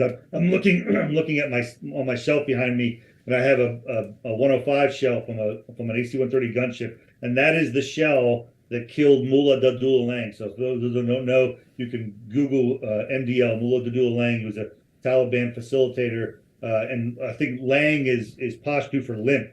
This guy had a fake leg, and we if you read the history reports, it'll tell you that the British SBS, the Special Boat Squadron, are the guys that killed Mullah Dadullah Lang in southern Afghanistan in 2007. And the reality of it is, he was killed by a gunship, and that's the shell on my shelf that killed him. What the SBS did was, the next period of darkness, went back and found his leg, and found his fake prosthetic leg with half of his leg in it, and that's how we confirmed, we got this guy. So I got to see this, and I was on the gunship that night when it fired. It was an amazing experience. So I've seen the jungles of Latin America in wild ass west, chasing cartels and through jungle landing strips, all the way to the safe house from hell in Kabul, to the gunship, and then into Iraq, and was there for when we were making some real headway. You have to remember that the model for the task force then was, we would run 50 raids in a night. I mean, think about this. Prior to 9/11, if you were a special operator and you got to do like one mission, you got to kick in one door and do one raid. Like you built a whole career on that. That's swagger. Yeah, it would have been all swagger from there on out. That's all you do once and you're done, and you never buy a beer for yourself again. And that smash cut to 10 years later in Iraq and Afghanistan, and you've got guys running 50 missions a night. Multiple units just across the battlefield. My God, the combat power you could put down on a target, you would just turn so quickly. You were running out of terrorists, before you were just you would go as soon as the sun set, you'd launch and you'd go all night until the sun came up, and then you come back and sleep and do it again. And just unbelievable op tempo. You'd have guys with 1,500 raids under their belt. You go from one raid for a whole career to 250 in a 3-month pump, and then go home, wash your gear, and come back a couple months later and do it again. Unbelievable. And so I got to see all that, and that sort of shaped my deeper understanding of special operations and what we could bring to bear with an appropriately sharpened tool. So I left the task force and I went to SWCC. And I didn't want to go to SWCC. I didn't want to leave the task force. A buddy of mine was taking battalion command, and he said, "Hey, I need an XO. I need someone to come in and steal money." We got all these programs going, and this is when we were just starting up the Free for All for All initiative. So if you remember Free for All for All, so for those that don't know, guys that go through the Q course do not all get Halo qualified. Everyone's static line, but not free fall. And we said that's not right. We should all be free fall qualified. So we stood up the initiative called the Free Fall for All initiative, where everybody who graduates the Q course is going to go on to Yuma, and they're going to get their free fall wings. So how do you do that? You got to get aircraft, you got to get instructors. This costs a lot of money. Got to figure it out. And my buddy was the battalion commander of the Advanced Skills Battalion. He said, "I need you to come help me figure out how to steal money." I don't know how. I don't know why he thought I was good at it, but we did. We had a $4 million budget and ended up executing like $24 million a year. Start with $4 million. We ended up spending $24 million, and so we're stealing everyone else's money. We built this free fall for all program, out of chewing gum and baling wire, and Dave, I want to ask you, while we're on this topic, I mean, what do you think of that free fall for all concept? Because I mean, military free fall, of course, is for clandestine insertions. There's not really a time where you're going to clandestinely insert a special forces company or battalion. I'm just curious what you thought about that endeavor. Well, so are we ever going to static line guys in? Probably not. I mean, you don't have the control. You need a bigger drop zone. You can't get as much weight in. I think that what we ought to maintain an airborne capability in the 82nd, so we can do joint forcible entry. We can do airfield seizure. I think we ought to. Now, hold on. Now we're going to get some hate here. I think we should take our civil affairs and PSYOPs guys and take them off the jump status. I cannot imagine a scenario where we're going to jump in a CA or a PSYOP team. Why are we wasting those slots? That costs money, right? It costs a ton of money to keep those guys airborne qualified. Why are the mechanics in group in the GSB, why are they jump qualified? When am I ever going to jump one of those guys in? If I ever need to jump one of those guys in, I'll strap them tandem onto a Green Beret who's free fall qualified, and I'll get them in. So obviously, you jump a bunch of guys in, that's a high risk situation, but it's a unique infill technique. Mm-hmm. I think we ought to have it. I don't think we ought to have any static line teams. I think all Green Berets should be free fall. That's the only technique that we're going to use. That's my hot take. So, and a lot of people agreed, including General Sokolic, then the SWIC commander. He has a background from Delta. All those guys out there are free fall qualified. So I had this understanding of free fall. I had an understanding of how to steal people's money. I took this job and we turned this thing into a reality. And it was held together loosely. I say a reality, but probably much more a fantasy than not. But it worked for quite a few years. But what we didn't do is we didn't accept that culturally that we have to. We got to we get everybody through the school. We can beg, borrow, and steal. We'll get blade hours for aircraft. We'll get instructors out there. Everyone will do the training. But what we didn't do is follow that up into the groups and buy enough chutes. So think about that. So I was on a dive team, and that's an incredibly low density skill set. And you have the LAR-5 Dregger rebreather. That's your rebreather circulator rig that you dive with. No bubbles, no troubles, and that's what you dive with. And each diver was assigned his own rig, and only you dove that rig. You learned the intricacies of that rig, what the sound the demand valve made, how the tanks worked, how the mouthpiece felt in your mouth. That was a piece of life-saving equipment, and it was yours, and only you used it. And I cannot imagine another diver using my rig. I'd have lost my fucking mind. I'd like, get your dirty whore mouth off of my mouthpiece. So take that understanding of free fall, and it's the same thing with a guy's free fall rig. Guys are really personable. Each free fall guy is assigned his rig. There's only X amount of rigs in the unit, and each guy's got his own, and only he jumps that. So when we started the free fall for all initiative, we did the production, but we didn't do the sustainment. So we didn't buy enough rigs in the operational force for everyone to have their own rig. Mm-hmm. So we started seeing, and I had when I was in academia, I had a student. He was a PJ, and he was a free fall instructor out at free fall school. He came and did his master's program with me, and he wrote his thesis on here is why free fall for all will fail. And he listed out the three main reasons. And he was very specific. They're gonna fail in this specific exam in the free fall course, and then we're gonna start seeing these types of malfunctions in the rigs. This specific snowman module and this activator, we're gonna start seeing wear and tear on those, and you're gonna start seeing a bunch of riser separations and cutaways and all these accidents. And he published this thesis, and it was not without controversy. And when he published it, we sent it out to the operational force, and it went up to jsoc. And I remember I got a phone call one day, from one of the G3 action officers calling me up, cussing me up and down. You motherfucker! How dare you let your student print this thing? There is no way we're going to let this happen. That's bullshit. You let this kid lie. I can't believe you passed him. Holy shit! I said, hey, listen, academic freedom. It's a great research project. It's got all the qualities you need. It's got the research question, thesis statement, good analytical framework, great references. I mean, it was an honors thesis. It was really, really good. And this kid went off, and I think he went off to Milden Hall for his follow-on assignment. And it was sort of forgotten. I took an ass chewing, and it was sort of forgotten. And then, like 4 months later, the accident started happening, and it was like exactly like this kid laid out in his paper. He was an expert free fall instructor. He had served at the schoolhouse.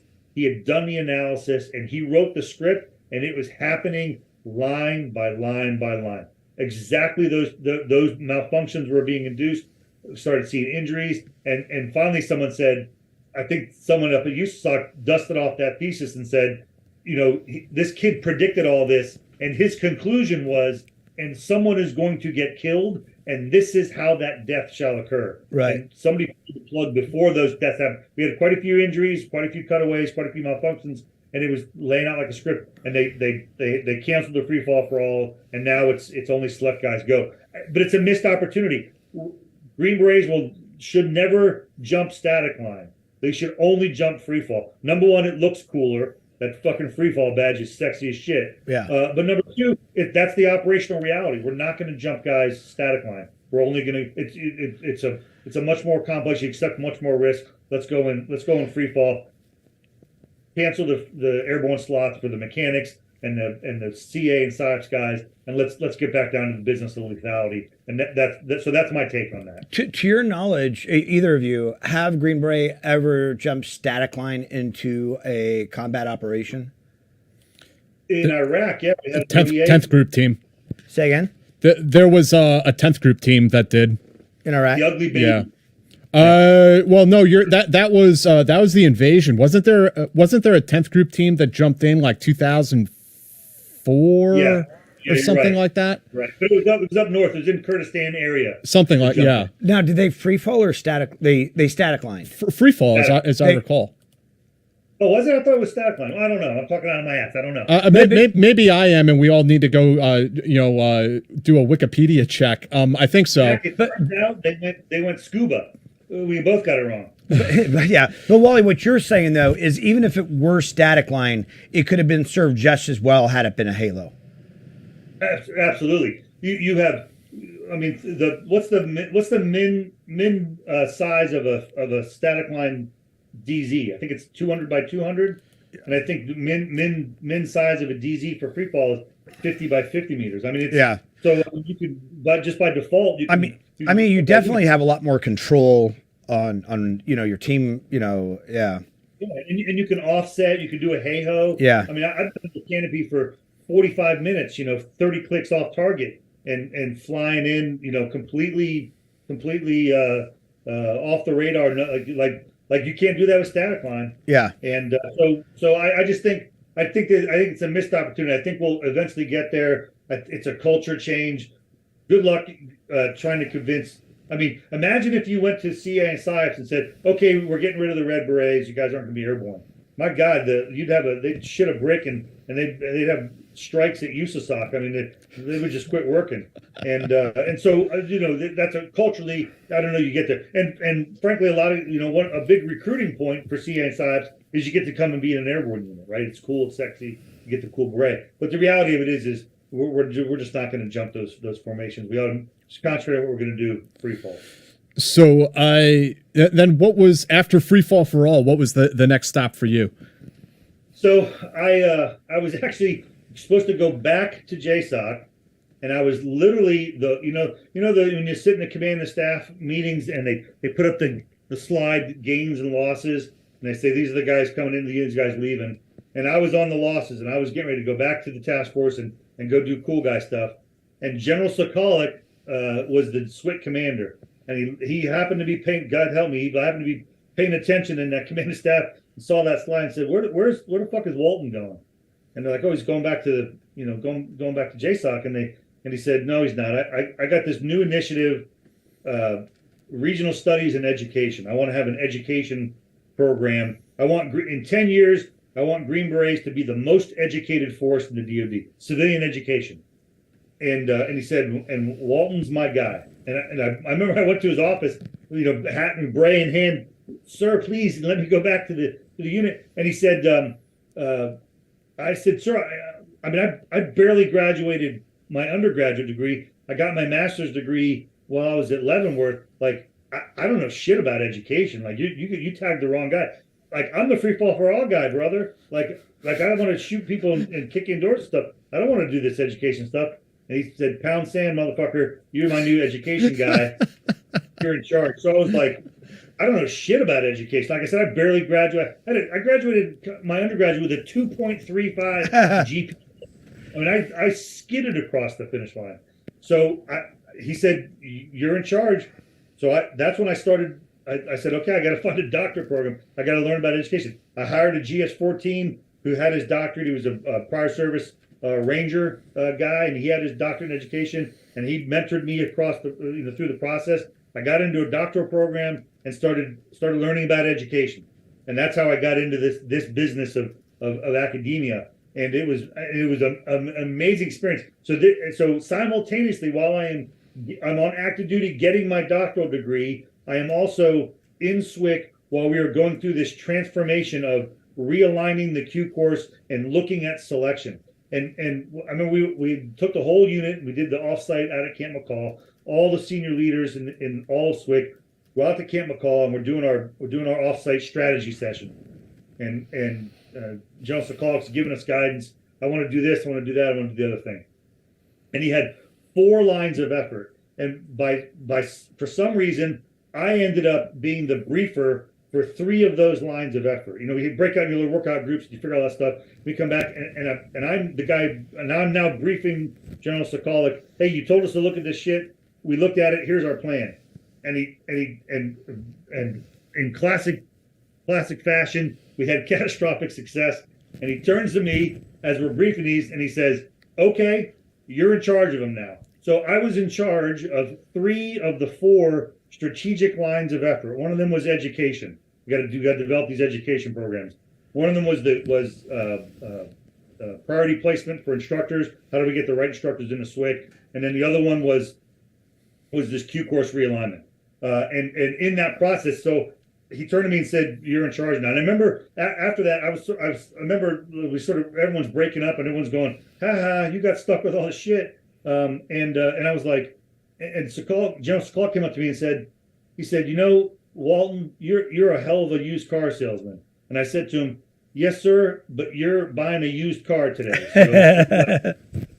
So I ended up spending the next 3 years running all these initiatives, including the education program and getting my doctorate, and just brutal staff work, endless hours, running up against institutional malaise, and we redefined what the Q course was. We cut out all the bullshit. This was Q course optimization before Q course optimization, and that's when I owned selection. That's when that came to me, and I got to crack that thing open and look at it and learn about not just what selection is, but how it's run and what we test and why. So I was very, very fortunate. I had a really excellent company commander out there, Brian Decker, who now works, I think, for the NFL, doing player development, and some incredible sergeants major that ran that for me. And I just said, "Hey, tell me what you guys need. Tell me what you're doing. Tell me what I can get you, and tell me what battles I can fight for you." But I learned so much during that time, and that's really what sort of got me into the idea of selection. So I do that for 3 years. I burn in the candle both ends. I retire, get a job in academia, and continue my research. And I'm out of the Army, and it's a career well served.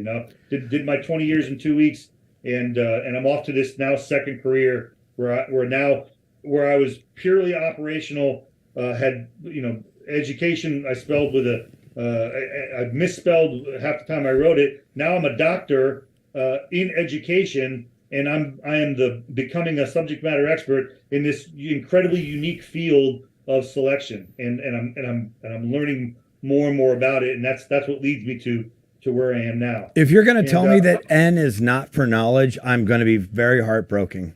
Only if you capitalize. Only if you capitalize. So, well, Yeah. out of curiosity, because I'm really interested in the commander's idea of making special forces the most educated, unit out there. Like, it's a great idea, but how does that become a reality? I mean, can you mandate that? Do you incentivize it? How do you get the individual soldier across that finish line? Yeah. So here's the problem. We are at that time. That was like 2010. We pulled the data. We worked with HRC and we pulled the data. And if you were a special forces non-commissioned officer, you were half as likely as your conventional Army counterpart to have your degree, whether it be at whatever level, master, associates, a bachelor's, a master's, or whatever. So, and the reason is because we were so busy doing our jobs in Iraq and Afghanistan, you didn't have time to go get your degree. Like, it wasn't possible. So here's what happens: a soldier, any soldier, shows up to his unit, and the mantra is, education is good. Mm-hmm. Go to the Ed Center, go to the base Ed Center, and sign up for classes. Mm-hmm. Great. So you go to the Ed Center and you talk to an education counselor and you sign up for some classes. You use your tuition assistance. You take a couple classes at the local college, and then you PCS and you go to another installation, and you go to that, and the mantra is repeated: education is good. So you go to the Ed Center, you take some more classes. Only a few of your credits transferred, and rinse and repeat. And now, 10 years later, you've got 120 credits, and none of them count towards any degree. Only them work on your transcripts. Right. And you wasted all this time and effort.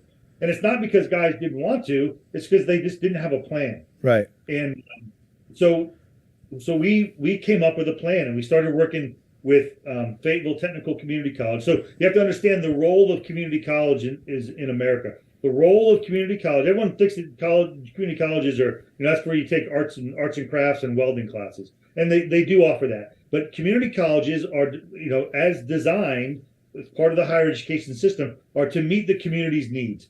And in North Carolina in particular, the community college system is incredibly robust. We have the UNC system, which is, University of North Carolina, Chapel Hill, ECU, NC State, so on and so forth. But we also have a very robust community college system. So we leverage that to our advantage, and we know that the Q course is a year long. You do a shit ton of learning in that year.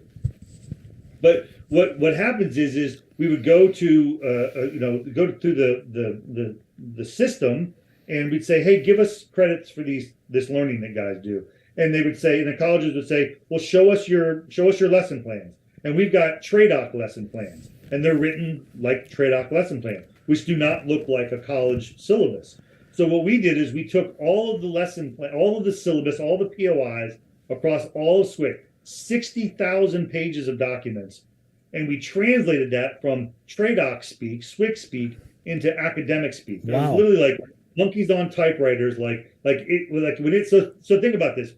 Think about your average college kid who does his wake and bake, and he rolls out of bed and he goes to his Geography 101 class, and he learns about mountains and rock formations and geological processes.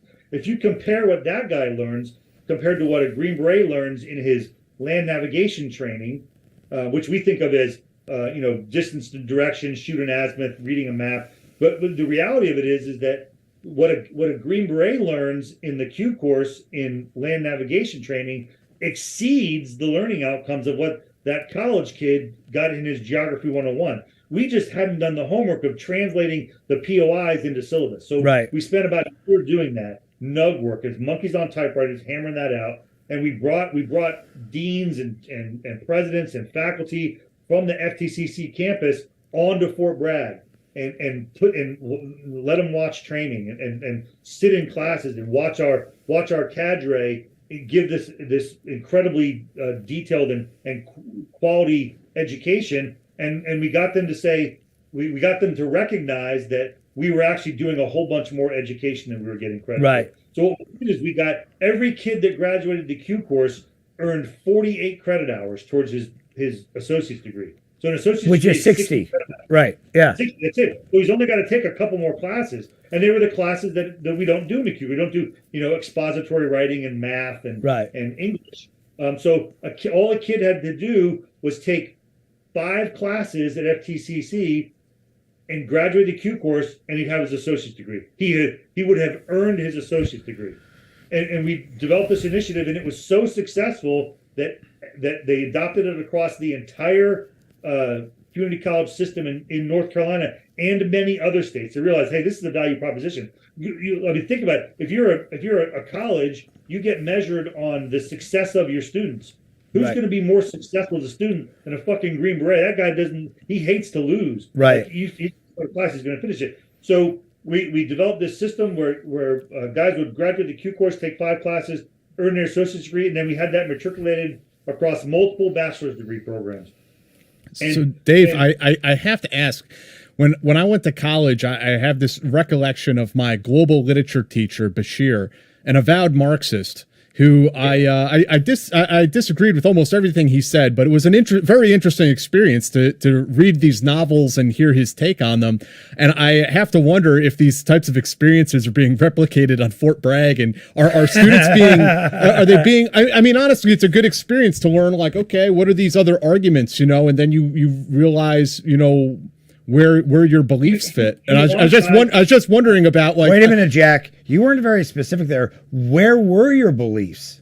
Well, not with global communism, to say the least, but I mean, I'm just I'm being a little bit sarcastic, but only a little bit, as I ask this question of, like, when you start interjecting, are you teaching these sorts of, like, the humanities, the dreaded humanities, to students on Fort Bragg, and what's that experience like?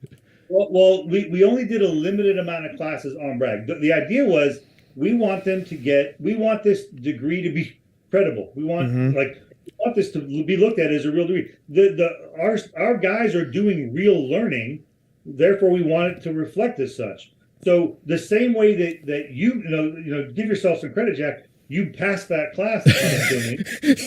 Like every other grade, right? Like, you have to pick the right partners. Like, not every school wants to do it. You're not going to get every institution of higher education is going to want to partake in that. Well, for one thing, Green Berets are simultaneously great students, incredible success and graduation, but they're going to fucking argue with you in class. And we had a lot of former Green Berets, NCOs and officers up at Columbia who kicked ass.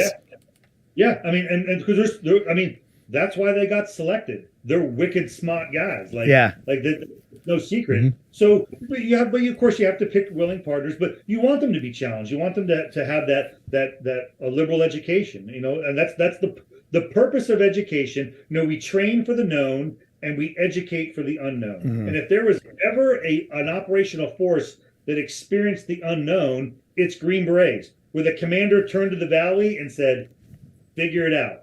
Like, that's the fucking unknown. Yeah. So give me a Green Beret. I'm wholly convinced you give me two SF NCOs, a 6-pack, and a white erase board, and I'll have world hunger solved in about 30 minutes. Like, we'll fucking figure it out. Like, and Green Beret NCOs are wicked smart people.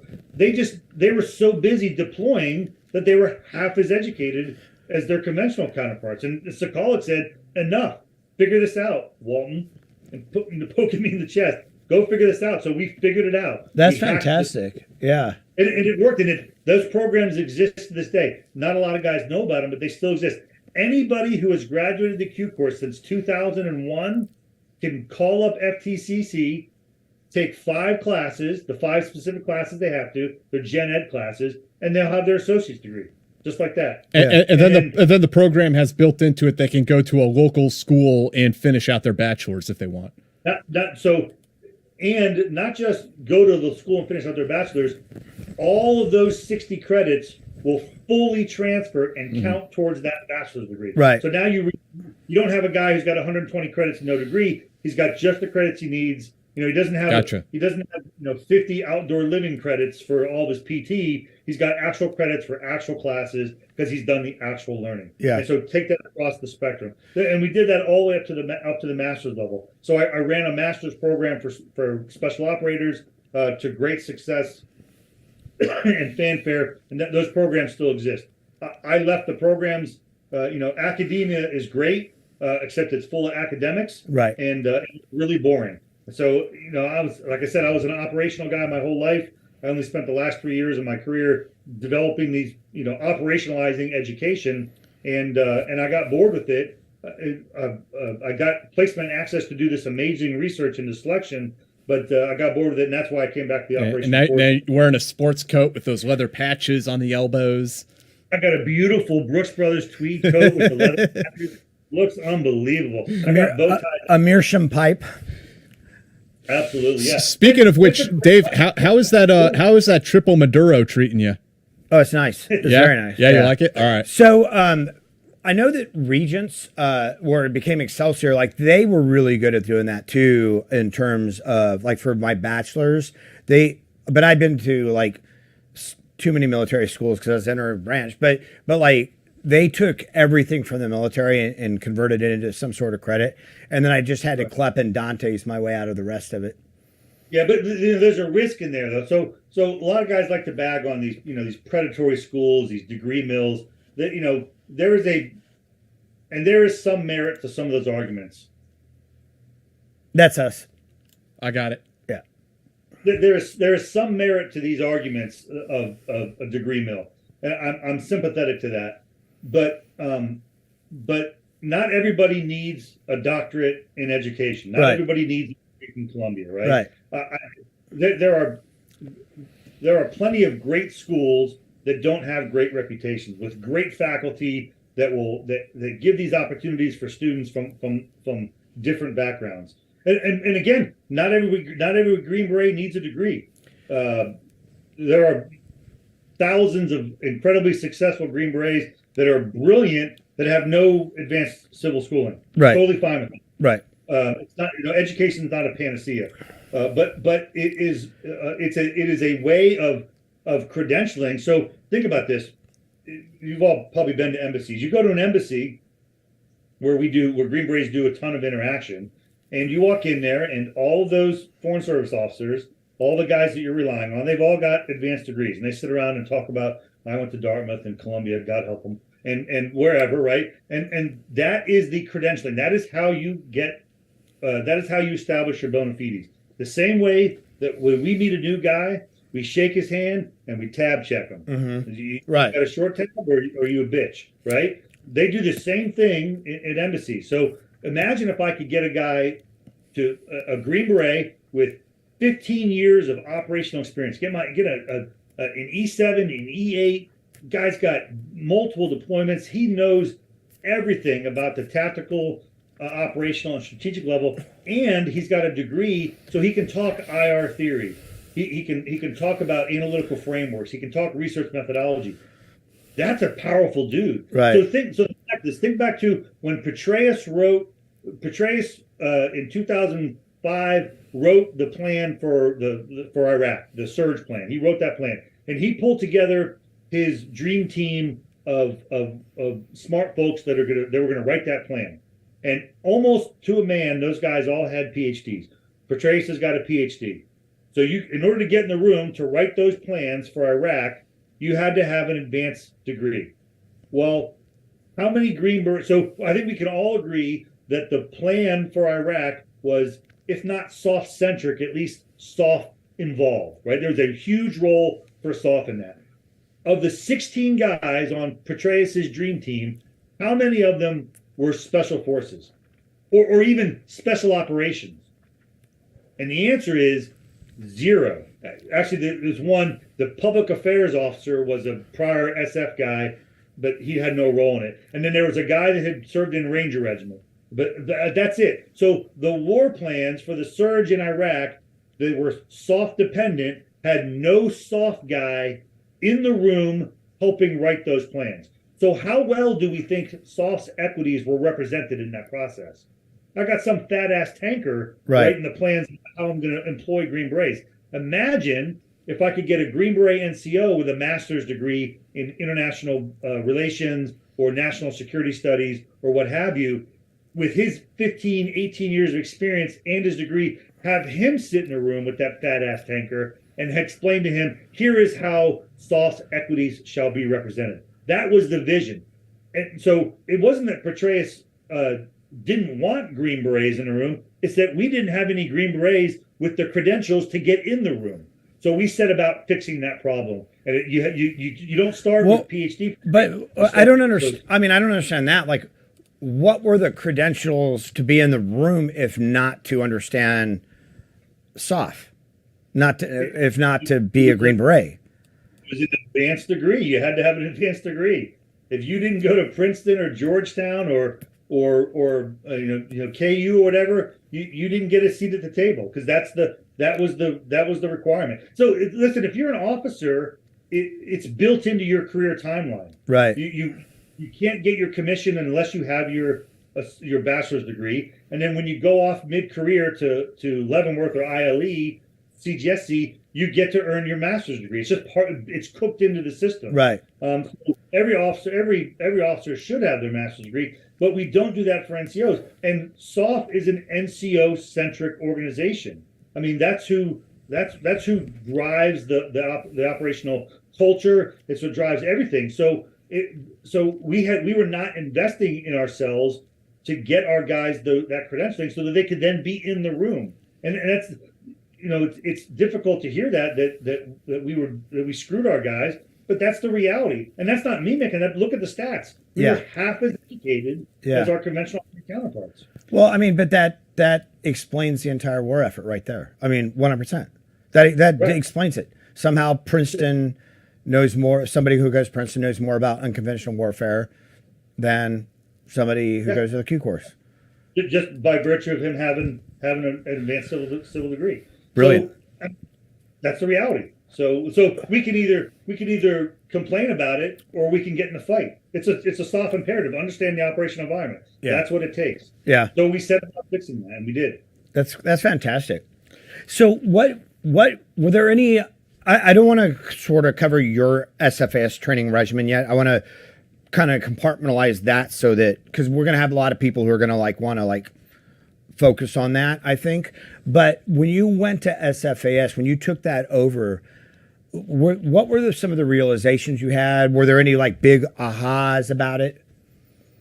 The big ahas were that it works. So we have been as selection started in 1988, it didn't get formalized till 1989, and we just sort of figured this thing out, and we did some. There was a brilliant Tiger teams of guys that pulled it together. We looked at how SAS does it and other units did it, and we made this thing called selection, and it looked like it had some the same construct it has now: team week, or I'm sorry, a gate week with rucking and running, a land nav week, and a team week. And so we knew that it worked, and it has remained virtually unchanged in the 30 years it's been around, but we didn't know why that it worked. Mm-hmm. And we had actually spent a good amount of time studying this. We commissioned in the 90s, we commissioned the Army Research Institute to come out and look at selection and tell us exactly what makes special forces special. And they pulled together a team of senior researchers and scientists and psychologists and human performance guys, and they came out and they studied selection and the regiment for almost a full year. And the conclusion of their report, after all these smart guys got in a room and studied it, was that we don't know. Special forces guys are just weird. They're just good. They're special. And it was like, that doesn't sound like an academic conclusion. And that's why those guys should have been at the table with Petraeus, because they've got all the answers. That's right. That's right. So we were just sort of continuing on with selection, knowing that it worked, but not knowing why. Right. Like we knew what we did. We didn't know what specifically does it measure. So when I had oversight of it, we looked at what it was measuring. So in academic terms, that's called a factor analysis. So you've all taken a survey where it seems like the survey question is asking, it'll 3 separate questions all be sort of getting after the same thing. Mm-hmm. And that thing they're getting after is called a factor analysis. This is the information you're trying to find, and here is the way you're going to find it. Mm-hmm. So for example, if you want to find out if a guy has a problem with alcohol, you'll ask him things like, how often do you drink? That's one question. Another question is, how many drinks will you have when you drink? So that's enough questions, Dave. That's enough questions. Yeah. Moving on. We're moving on. Yeah. So here's the question that always confuses guys. There's always a question in the psych eval where it asks, we're going to get a little scatological here. It always asks, do you have black tarry stools? And guys are like, why are they asking me about my shit? And the reason is because if you have a drinking problem, you likely have an ulcer, bleeding ulcer, and that blood goes into your stool and creates black tarry stool. So they asked 5 different questions to figure out if you have a problem with alcohol. That's called factor analysis. So we had not done that for selection. We knew we did these events. We didn't know really what it was measuring and why. And so we had to figure that out. And one of the ways we figured that out was we had to determine what the RSOF attributes were. So before we used to select guys, and it was based off of the SF core values, and then it was the Army values. And they were sort of these loosely defined. The SF core values had no definition to them. The Army values had a definition, but we didn't know how do we measure that. So we know that that's the Army value, but what specific activity in selection do the candidates do that we measure, and how do we measure that? Right. So then we developed the RSOF attributes, these eight attributes, and we developed the measures by how we examine that in candidate behavior. So we did that homework, really, really detailed analysis, and quantified exactly what we do and why we do it. And in that, we established a high level of confidence in exactly what selection does. So when you now know that, when you know how the engine works and why it works that way, you can monkey with that engine and get better performance out of it. And that's what we did with selection. So we refined that process. And when we came out on the other end after 18 months of this, we had a really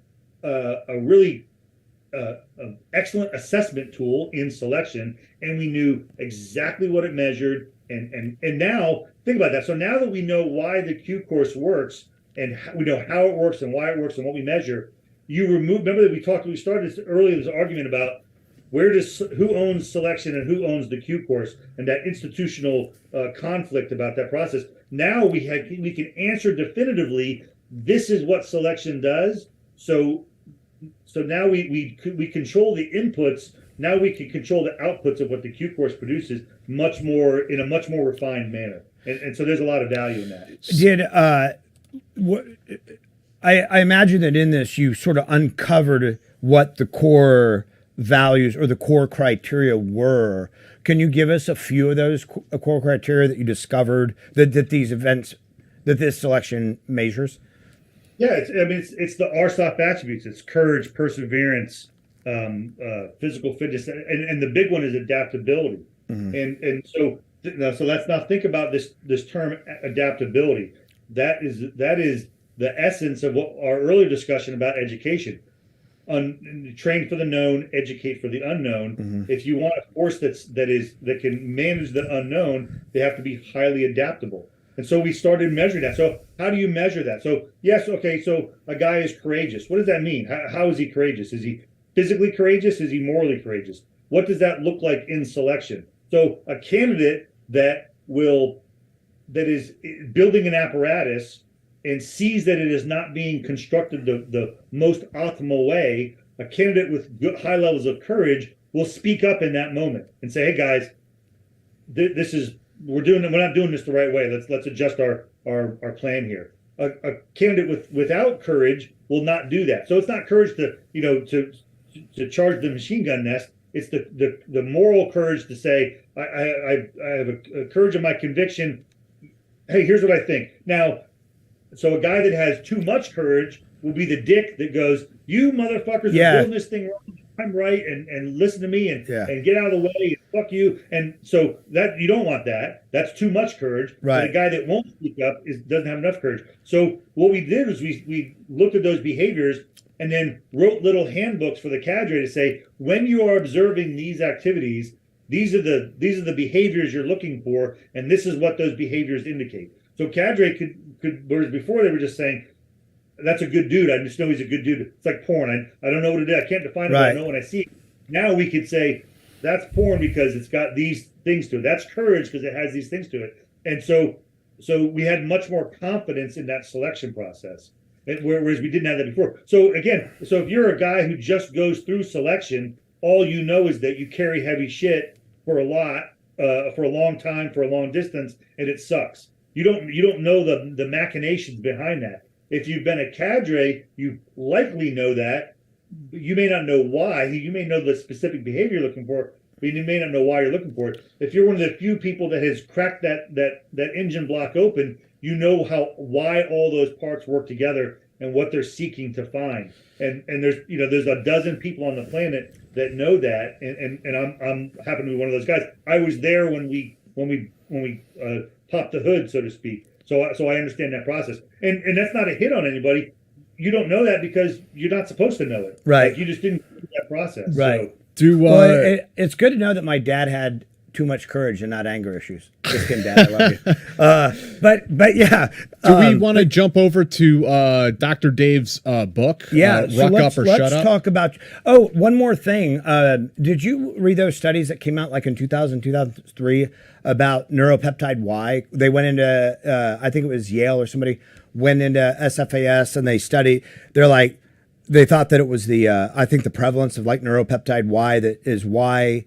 Not necessarily why a guy gets selected, because he can make it through the course and not get selected, but why they make it through the course is... Yeah, they measure based on cortisol levels and all that. And that's a great point, Dave. So you just referenced this academic study. Hey, did you read this study? Yeah. And the answer to that question is no. Most guys don't read the study because it's this super nerdy academic language. Oh, we measured here's the factor analysis that we do. Take a shot of your Primatene Mist and go have an asthma. Right. Nobody wants to read that. Hold shit. on. I'll get. All right. Go ahead. So there you go. Yeah. So nobody wants to read this stuff. But SWIC has been commissioning these studies or endorsing these studies for decades. There are, I cited 50 separate studies in the book of academic studies that tell this story. So if you don't have an academic background or you don't have an interest in that and you read those, that's a cure for insomnia. Like it makes no sense. It's not in context. It's just this hyper-specific phenomenological study that it is a thing. But that data exists. That data is evidence of what selection does. So if you can take all of those, studies and examine them in context and pull out the pertinent stuff and put it together, now you can have a very refined understanding of what goes on at selection, and it's endorsed by SWIC. That's the secret. Now it's not going to tell you what the standards are. No one knows the standards. There's only very few people that do. Right. Even most cadre at selection don't know the standards. This doesn't matter to them. There's only very few people that do. But if you can pull all that together, if you can read those studies appropriately, put them in context, pull out the important data, and you have the operational background of having opened the hood and looked at selection and have studied it for, and have all these observations to confirm or deny your conclusions from the data analysis, you can get a really refined understanding of exactly what selection is. Now, you can count on one hand the amount of people that want to do that, because that is brutal work. It's not sexy, it's not fun, and it is drudgery. I happen to have done that work. I did it for I had to do it because I wanted to get my doctorate, because I like a dumbass, I chose it for my dissertation. So I started it then and just continued that. And I'm always, go to Google Scholar and type in Special Forces Assessment Selection, and they'll start popping up. And then start change your keywords and start look. And there's hundreds of studies out there. Not all are great. Some are outdated. Some have bad methodologies. If you understand that stuff, you can look at those studies and read them. And there's every year we send a couple hundred SF officers off to advanced civil schooling, and they got to write a thesis. And a shocking number of those guys have written about selection and like unique placement and access. You can pull that data and you can look at it, and if you put it all together and then tell some cool war stories and then put it in context, you can publish a book about it. You can call it Ruck Up or Shut Up, and that's what I did. Yeah. And so that's the process that I arrived at this book.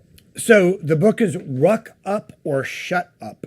And I kind of love that because, I mean, Jack and I have both had, we've mentored people over the years who have been, I'm going to do this, I'm going to do this, I'm going to do this. What do I need to do? What do I need to do? What do I need to do? And they just never, they never do it. Like at some point, you just got to put one foot in front of the other and like there's no prime, so there's, again, to our earlier discussion, there is no perfect way to do it. There's no correct answer for how to prepare for selection. There is only the least incorrect answer. Your job is to find the least correct answer or the least incorrect answer and apply that. So how do you time out? The link to Dave's book is down in the description. Ruck Up or Shut Up. If you guys want to go and check it out. Okay. Available on Amazon, and if you go to my website tfvoodoo.com, the first chapter is there in its entirety for free. Read that. That'll tell you everything you need to know about the value of the book. Now you got to buy the book if you want to get all the good stuff. You want the good stuff. You want the good stuff. Most guys. This is the G2 that I would have liked to have had when I went. All I knew was carry a fucking 4x4 and don't quit. That's what everyone said. How do I train for selection? Don't quit. Well, what the fuck does that mean? If I came to you, if you were a marathon, a running coach, and I was training for a marathon, and I came to you and I said, "Hey, Dave, tell me how to train for a marathon," and you said, "Don't quit," I'd be like, "Hey, motherfucker, give me my money back." Yeah. What the hell is that tell? Yeah. Like that's a whole lot of obvious. So I crack open what that means. So we talk about. So the book starts out. We talk about. Why the book? Why is this important? And in my mind, it's part of an information campaign. We started our discussion about SWCC can't tell the story about selection because they don't want to give away the standards. They don't want to give up the ghost on selection. So they're in a tough position. I get that, but they ought to be doing something right now. All we know about selection is what the guys who didn't get selected go back to the operational force and talk about, and they got it all fucking wrong. Yeah. SWCC's not going to tell the story. I'm going to tell the story, but I have a duty to protect the standards. I can't give you all the secrets. So it's a really fine line. But the good news is, again, SWCC has all these studies they've endorsed. They're out there. Let me just pull the relevant stuff from those studies, put it in the right context, and tell some cool war stories. And that's the book. So the first part of the book is why I wrote the book, and this problem of misinformation and why it's important that we get after that. And then I talk a little bit about Green Beret culture. And listen, there's one of the great things about the GWOT is there's been a plethora of great books by amazing special operators. And so you can read those and you can hear about sort of what everyone thinks about special operations and Green Berets. There's some stuff that they don't really talk about, and that's the stuff that I talk about. And I talk about that stuff in the context of Green Beret culture and how that applies to SFAS. So if you're a young guy and you want to go off to selection and you want to be successful, you got to understand the nuances of this unique operating environment. And so I go about describing that. I talk about the Green Beret, I talk about big boy rules, I talk about unconventional warfare to our earlier discussion, and why that's so pivotal and how they apply to SFAS. So when a prospective candidate reads that, he has a deeper understanding of just the complexity of this endeavor he's about to undertake. And it is an incredibly complex endeavor. It's almost impossible to understand. I think I do a good job of giving guys that understanding. So that's the first part of the book. Then the second part of the book is this is what selection is. Here are the events as described in these articles. They're already been published. I'm not giving away any secrets. They're described in incredibly refined detail in all these articles. I laid out, here's what happens week 1, week 2, week 3, and here's what that looks like. And I go through, and because I have this unique placement and access, I can talk about like candidate archetypes. So here are the ways that many candidates present themselves to be selected. So for example, we talk about the supervisor. So a common modality for many active duty guys that have maybe a couple years experience, guy's a squad leader. He's a staff sergeant, he's a squad leader. He has his day-to-day job, he has a squad at his disposal. He gets a task, he task organizes his squad, and he supervises them to do that thing. So sometimes those guys show up to selection and they can't get out of that mode. and they show up to team week and they start telling guys what to do, supervising, and don't actually do anything. And what did Cadre say? He's a supervisor. He's not doing anything. So he gets rid of. So I tell prospective candidates about these common archetypes and why they're important to understand. And then, so we described in pretty good detail what to expect when you get out to Camp McCall. Man, I would have killed to have had that kind of understanding before I went.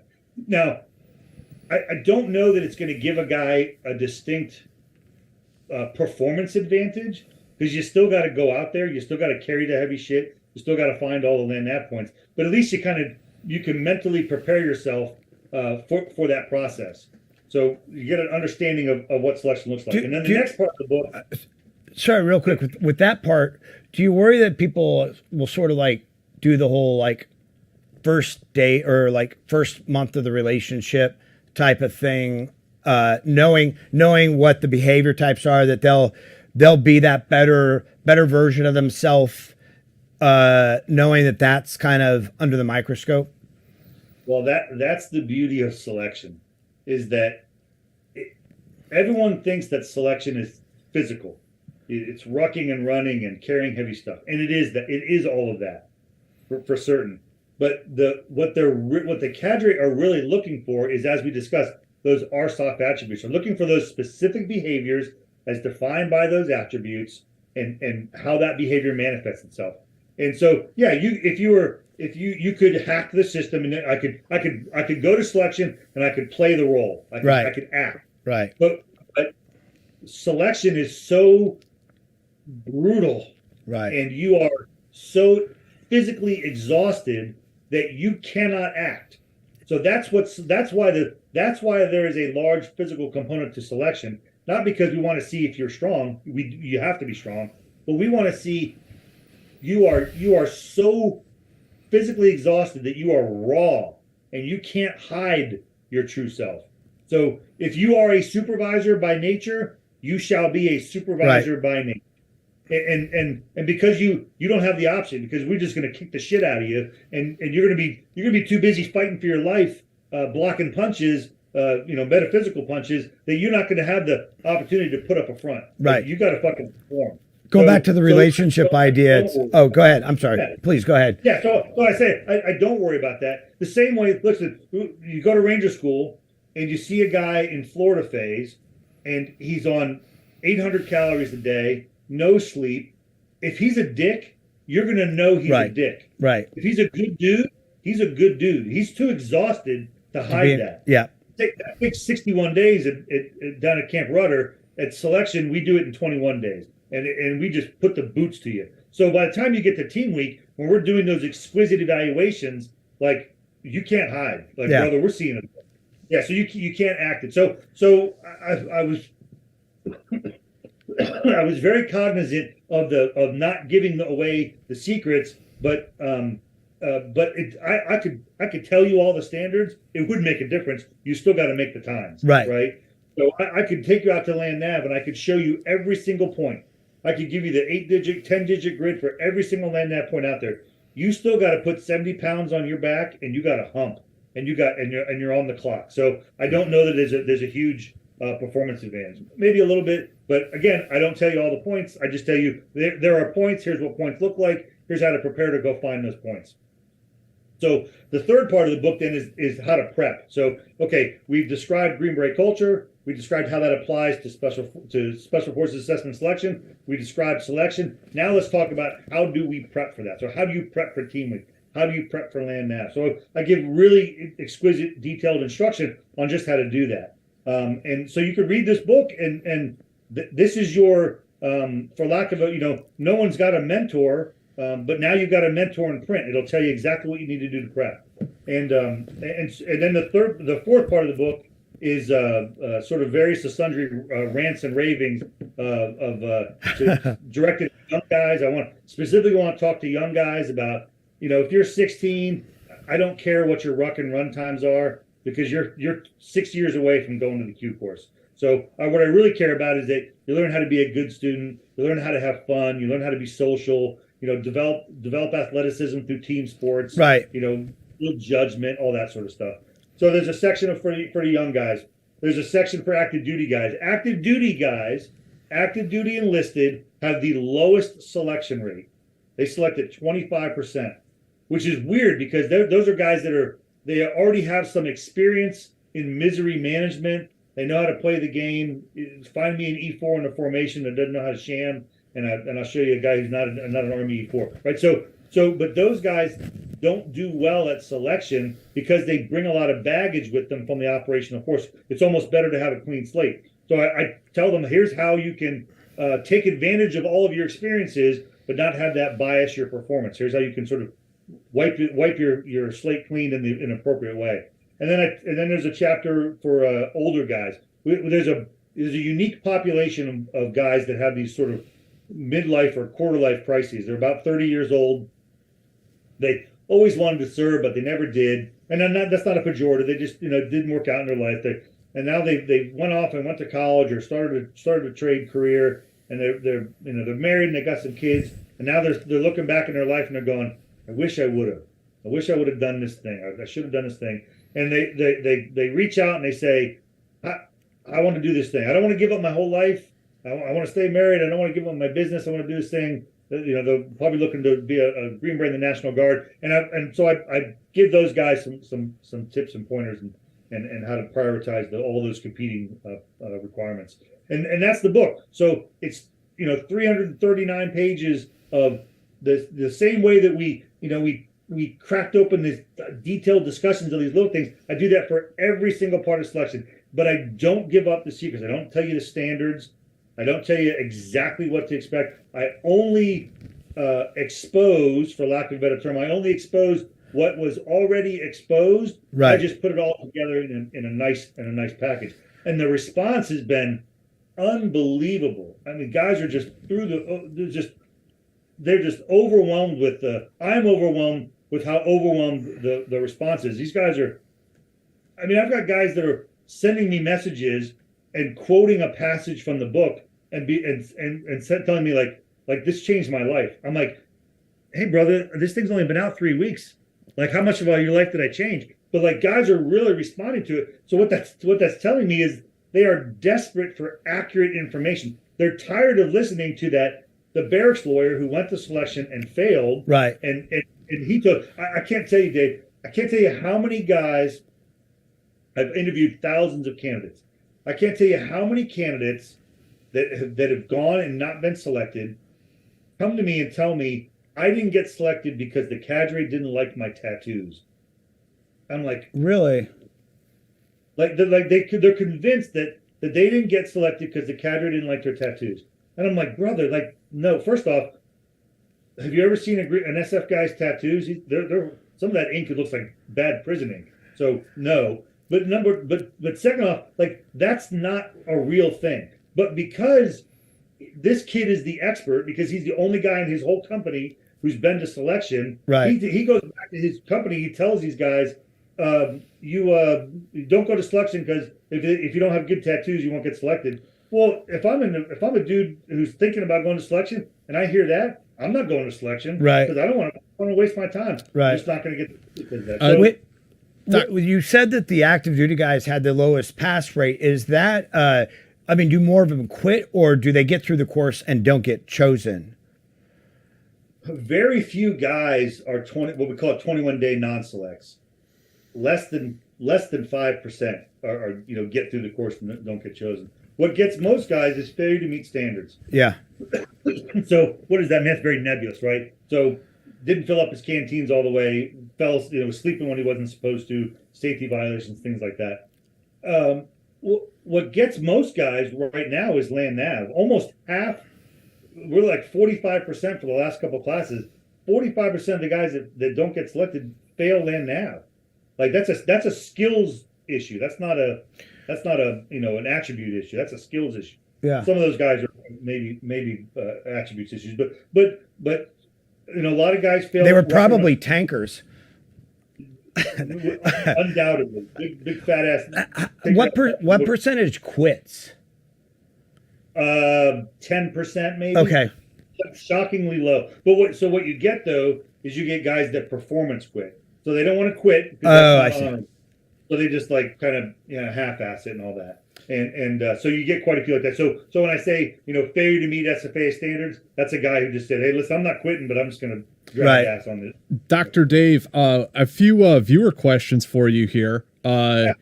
Anti-Society asks, Dr. Walton, thank you for your service. Did you have anything to do with SOPSI? If so, do you think the percentage of guys who go through that first before... If so, what do you think of the percentage of guys who go through that first before selection in the Q course? Yeah, so SOPSI is a special operations preparation course. It's what 18 X-rays go through before they go to the Q course. It's the prep course. I did not have anything to do with it. By design and concept, it is an awesome idea that we're going to take a kid who goes to 11 X-ray OSA, bring him up to Bragg, and we're going to put him through this specialized prep course and get him ready to go out to Camp McCall and be successful. So as it's designed, it's brilliant. As it has been executed of late, it is like a pre-selection. So it does less prepping and more pre-selecting. So that's one of the reasons why. Is the gig pit back? Say that again. Is the gig pit back? In all of its glory. So what happens is that the 18 X-rays, they do well when they get to selection, but the hard part is getting to selection. You got to survive SOPSI. Right. Mm-hmm. So and part of that is the personalities of the guys out there. It's the exigencies of the time. There was and to a certain extent still exists, a massive attitude issue with many candidates, and it was these guys that sort of soft quit, and we actually had candidates out. So the word got out that if you want to, the only thing you got to worry about for selection is don't quit. Just don't quit. Just show up and don't quit. If you're still standing at the 21-day mark, then you're going to get selected. So how do you do that? You just don't quit. Well, the logical fallacy of that is that what happens if your ruck run time? What happens if you ruck 25-minute miles? Right. You don't quit. Right. Are you going to get selected? Hell no. So of course that's not true. So the question is how fast do I have to ruck? Is it 25 or is it 12? So what's that standard? And I know the standard. I'm not telling you standard, but I want to disabuse guys of this notion that just don't quit is an option. So there was the prevailing attitude of many candidates was they showed up particularly in the fall of last year, that candidates would show up out there and would soft quit. They would just, like, we literally were catching candidates during land nav, would go off to do the practical exercise and would go in the wood line, pop off their ruck and flop down and like just not train. And the cadre would walk up to him and say, "Hey, candidate, what are you doing?" And candidates literally said, "I'm not quitting and you can't make me." Like, damn. What? Right? Like, you want to talk about ballsy. Holy shit. Like, give that guy an A for initiative, but an F for judgment. Like, and so that's an extreme case of it, right? And that happened a very limited amount of times. But that you saw that attitude amongst a lot of guys. And this is reporting from guys in the pipeline. I observed it many, many times, but many candidates came back and report this. And so this is not a secret. And so the cadre responded. So the old mantra of cadre was, "We shall neither encourage nor discourage." So we're just going to record that this kid didn't want to train. And then these kids would say, "Well, what do you mean you're not training?" And they say, "Well, I'm saving my legs for the STAR exam. Why put on these unnecessary miles during training when I'll save all that mileage for the STAR exam." So cadre would just sort of write down, these guys, probably not going to get selected, but they wouldn't drop them. Well, so that happened. That attitude was so prevalent that cadre just got they were fed up with it, and they started gigging guys for little things. So previously, if you were during a team week event, if the cadre told you fill up your canteens, we're taking a break, go fill up your canteens. And if a candidate would not fill up his canteens, cadre would check them. They would just write that down as a gig. Now, starting in the fall of last year, that was an immediate drop. That's failure to follow instructions. Failure to meet SFA standards, you're done. Times 1,000 different things. You're not allowed to be farther than an arm's length away from your weapon. Whereas before, if you were set your weapon down, you walked away from it, the cadre would just write down your roster number. Now it's like, hey, you were told not to be more than arm's length away from your weapon, you're done. You're out. So the selection rates, historically, we selected about 36%. Year over year, 36%. In the fall, starting in the fall of 2022, that went down into the teens. We cut that in half, and it persisted all the way through until now. It's slightly rising now because candidate attitudes are improving. Right? The Cadre responded to the environment that the candidates created. Candidates they take notice of that shit. They want to get selected too, and so you're seeing less of that attitude now. So selection numbers are slightly going up, but be on alert. If you show up out at selection and you think it's just don't quit and you don't have to perform, you're in for a rude awakening. You're sure shit won't be there for 21 days. You can't tell me what to do, Sergeant. Right. Brad, do you think that part of that might be the like for guys who are coming in the Army, like Special Forces, that's all the Army is. That's why they came. And for guys who are active duty, like when it really starts sucking, maybe that old unit doesn't look so bad anymore. Right. Yeah. And on top of that, the reality is that I told you earlier, selection has not changed. In 30 years, it is virtually the same as it was 30 years ago. There have been a couple of minor changes, but overall construct and general things, it's the same. But what has changed is the trainee population. Kids coming in today, for better or for worse, are different, right? I'm not going to say that that's a good thing or bad thing. They are different. Kids today evaluate risk and reward differently than I do, right? And part of that is social media. So we have programmed our brains to crave immediate feedback and immediate positive feedback. So if you read how app developers create games on your iPhone. There's a you get an easy win and it creates a dopamine rush, and so you get that immediate feedback and it's always positive. So we have trained an entire generation of Americans to crave immediate positive feedback, and now we're going to send that kid out to selection, right? Where we're giving him no feedback. How do we expect him to respond to that? It's good. Whether it's good or bad, it's certainly going to be different. Right. Selection has changed. The candidates have changed. We have to account for that. We should not change the standards. I'm not advocating for that at all. Matter of fact, if I was in charge, I'd make them harder because I already got my beret. So you don't think we should give them a bunch of likes when they complete a task within standards? little hearts. Just have little like sticky flags and throw them at them, and like long ones. Yeah. So they because they have trained their brains that way, they also evaluate risk and reward differently. So this goes back to my discussion about the misinformation campaign. Because their brains are trained for that dopamine hit, that positive feedback, they when they look at tasks, they evaluate the immediate risk and reward. And unless the reward is immediately apparent and obviously attainable, they are less willing to apply a risk model. Interesting. I am less likely to do this thing because I'm less certain of the outcome. Well, what is selection? It is an absolutely uncertain outcome. Right. So now add on to that, compounded in that, is that guys are they're hearing from the barracks lawyer who failed selection, who comes back and says, don't go if you have the wrong tattoos, you won't get selected. Right. Now what's my risk reward evaluation going to be? Now I'm saying, well, fuck that. I'm not going. There's no chance I'm going to get selected. So why even bother? Right. But that's not the truth. The truth is performance matters. We have a question from Brad. He asks, if you went in now as a young man to SF, what team would you try to go for? How will 19th and 20th guard groups be utilized moving forward? So let's be very clear here, Jack.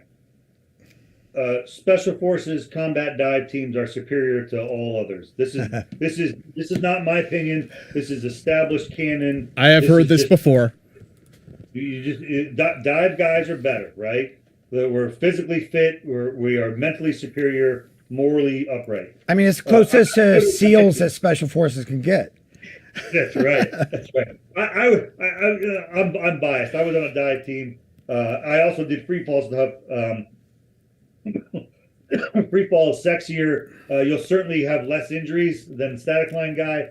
I think a dive team, but so the problem is if you go to one of these specialty teams, you go to a dive team or a free fall team, you now have extra stuff you have to train on that you can't focus on the shooting and the basic skills. And what makes Green Berets great is they are awesome at the basics. So now you would tack on this advanced skill. I have less time to train the basics. Maybe I'm less awesome as a Green Beret. So it's a little risk reward. I think the guard groups in the 19th and 20th are the guard groups. They're a unique situation in that they are not active duty, right? So you cannot expect a National Guard group who has 80% less time than an active duty group to have the same level of readiness and skills and all that business, right? So you have to accept that. If you're going to a guard group, you have to accept that. You also have to accept that because you are also entering a high-performing organization where not only do guys love to win, they fucking hate to lose. So you're only going to get paid for your drill time. You're going to do way more work than you're going to get paid for. So know that going in to be a guard guy. It's just a different beast. But I think guard groups are in a unique position that because you are a civilian, you also then think like a civilian. I remember in the Q course, going through Robin Sage, and some devious G chief, one of the guerrilla chiefs, declared that his special forces ODA was not allowed to say "Hua," "Roger," or have any military lingo. So think about if you're an active duty guy, like you just say Roger and you have that. That's the way. That's your language. Now you go out to Robin Sage, and you're not allowed to say that stuff. And if you say that stuff, they're going to kill one of the G's. And those teams really struggled. So the reality of it is when you go down range and you interact with the civilian population, oftentimes you can't be too military because it's a foreign language. You can't have that attitude because it's a foreign attitude. So in many ways, guard teams are uniquely qualified for those mission sets. So the answer is it depends. It depends on what you want to get out of it.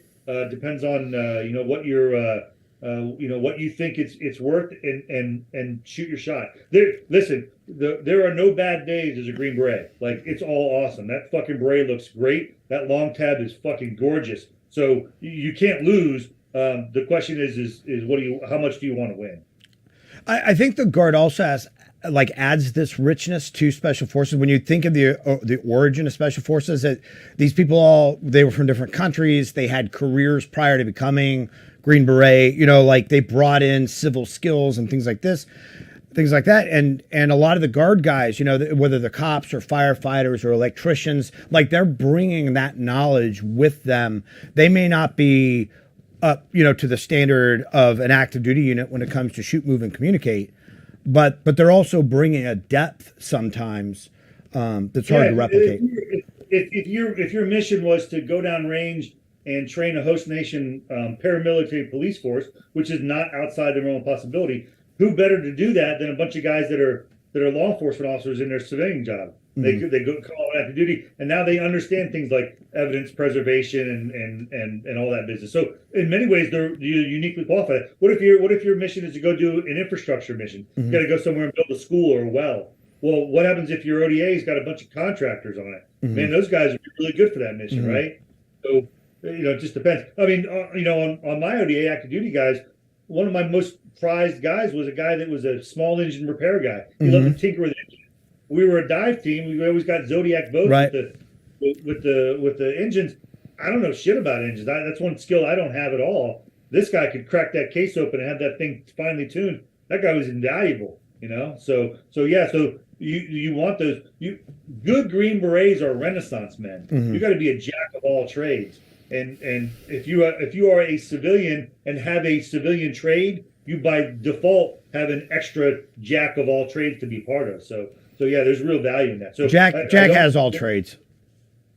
Certainly, but that's the reality. Is that those units have a unique skill set. We shouldn't discount that. Right. It's not active duty. Active duty guys aren't National Guards. So. Yeah. Yeah. I think that was it, right, Jack? Yeah, that's all the questions. Yeah, awesome. Everybody, you know, buy this book if not for yourself. Give it to a random kid on the street. You know, pay it forward. You know, inspire them. Everybody is always asking for the secret. Everybody's always asking for that. I mean, they've asked us before, and our main advice is like train but don't overtrain. Like, don't break yourself. You know, guys go out and like hump 50 pounds, 12 miles every day, and it's like, don't do that. You know. Yeah, we know, for as much as we don't know about selection, or as much as we can't tell you about selection, we can tell you a bunch about how to prep for it. Yeah.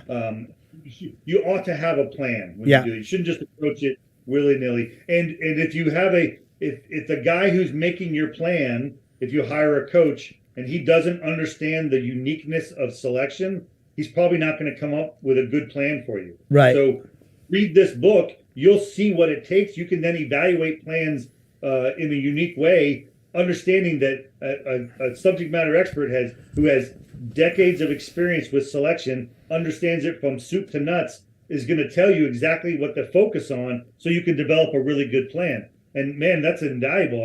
I would have killed for that. And there it is. And also I would say, you know, if you're a wife and your husband's going to go to selection, read this book, because it's going to tell you a lot about what he's about to experience. And you want to be part of a winning team. And look, yeah. And if you're not in the military, related to the military, buy this book, because it'll give you some real fascinating insight into a selection process that has been wildly successful for unknown reasons since the late 80s. And even before that. Yeah. 10% of the book is specifically about how to build rucking performance. The data is very clear that rucking performance is the #1 predictor of success of selection. That is incontrovertible evidence that is, we just know that's it. And so 10% of the book is, here is how you build rucking performance. Show me a position in the military where rucking isn't important.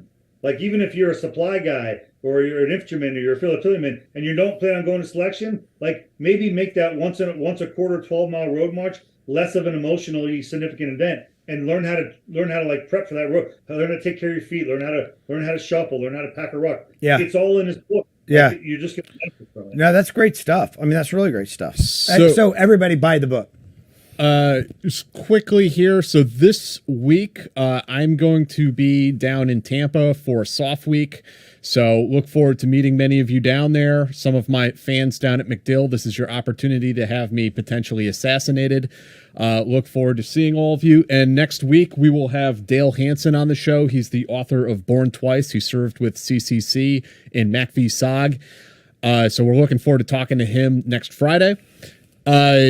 Dr. Dave, the other thing you have going on is TF Voodoo, right? You want to tell folks about that? Yeah, so I recognize that there was almost half the guys that fail selection fail land navigation. So I started a land navigation training company. I run land navigation musters, selection strategy sessions right here at Fort Bragg. We run those a couple times a month. Go to tfvoodoo.com. You'll get the first chapter for free. Click through, buy the book on Amazon from there, and learn a little bit more about land nav. We know that it's a deteriorating skill set. The regular Army is not preparing guys for it. I can help prepare you for that and help you be a little more successful. So check out tfvoodoo.com. Cool, man. Thank you so much, Dave. And again, folks, please check out our Patreon down in the description if you want to get access to the show ad-free. The other Dave, Mr. Park, do you have anything for us? No, we were going to do a show on Monday, but unfortunately, the guest had to cancel. We might come up with something midweek, but we don't know yet. But we'll see. When the cat is away, the mice will play. That's right. That's right. While I'm down in Florida. So. Strippers and Coke. That will be our show. All right, Dave. Thank you so much, man, for spending your evening with us. Great. Man, appreciate it. We really appreciate it. I appreciate you. And again, everybody is always asking for the secret sauce.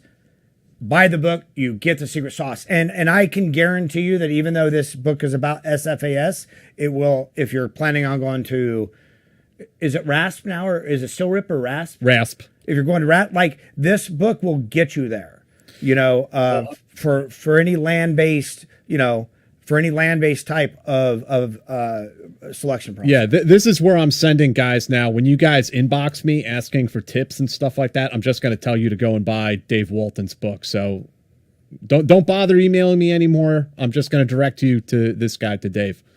All the answers are right there. They're just giving it away now. I mean, what? Imagine like the ignorance that you went in with, and now, like, it's just there, all of it. That's amazing. Amazing. All right, guys. We will see all of you next Friday. Again, Dr. David Walton. The book is Ruck Up or Shut Up. We will see all of you then. So thank you, everyone. And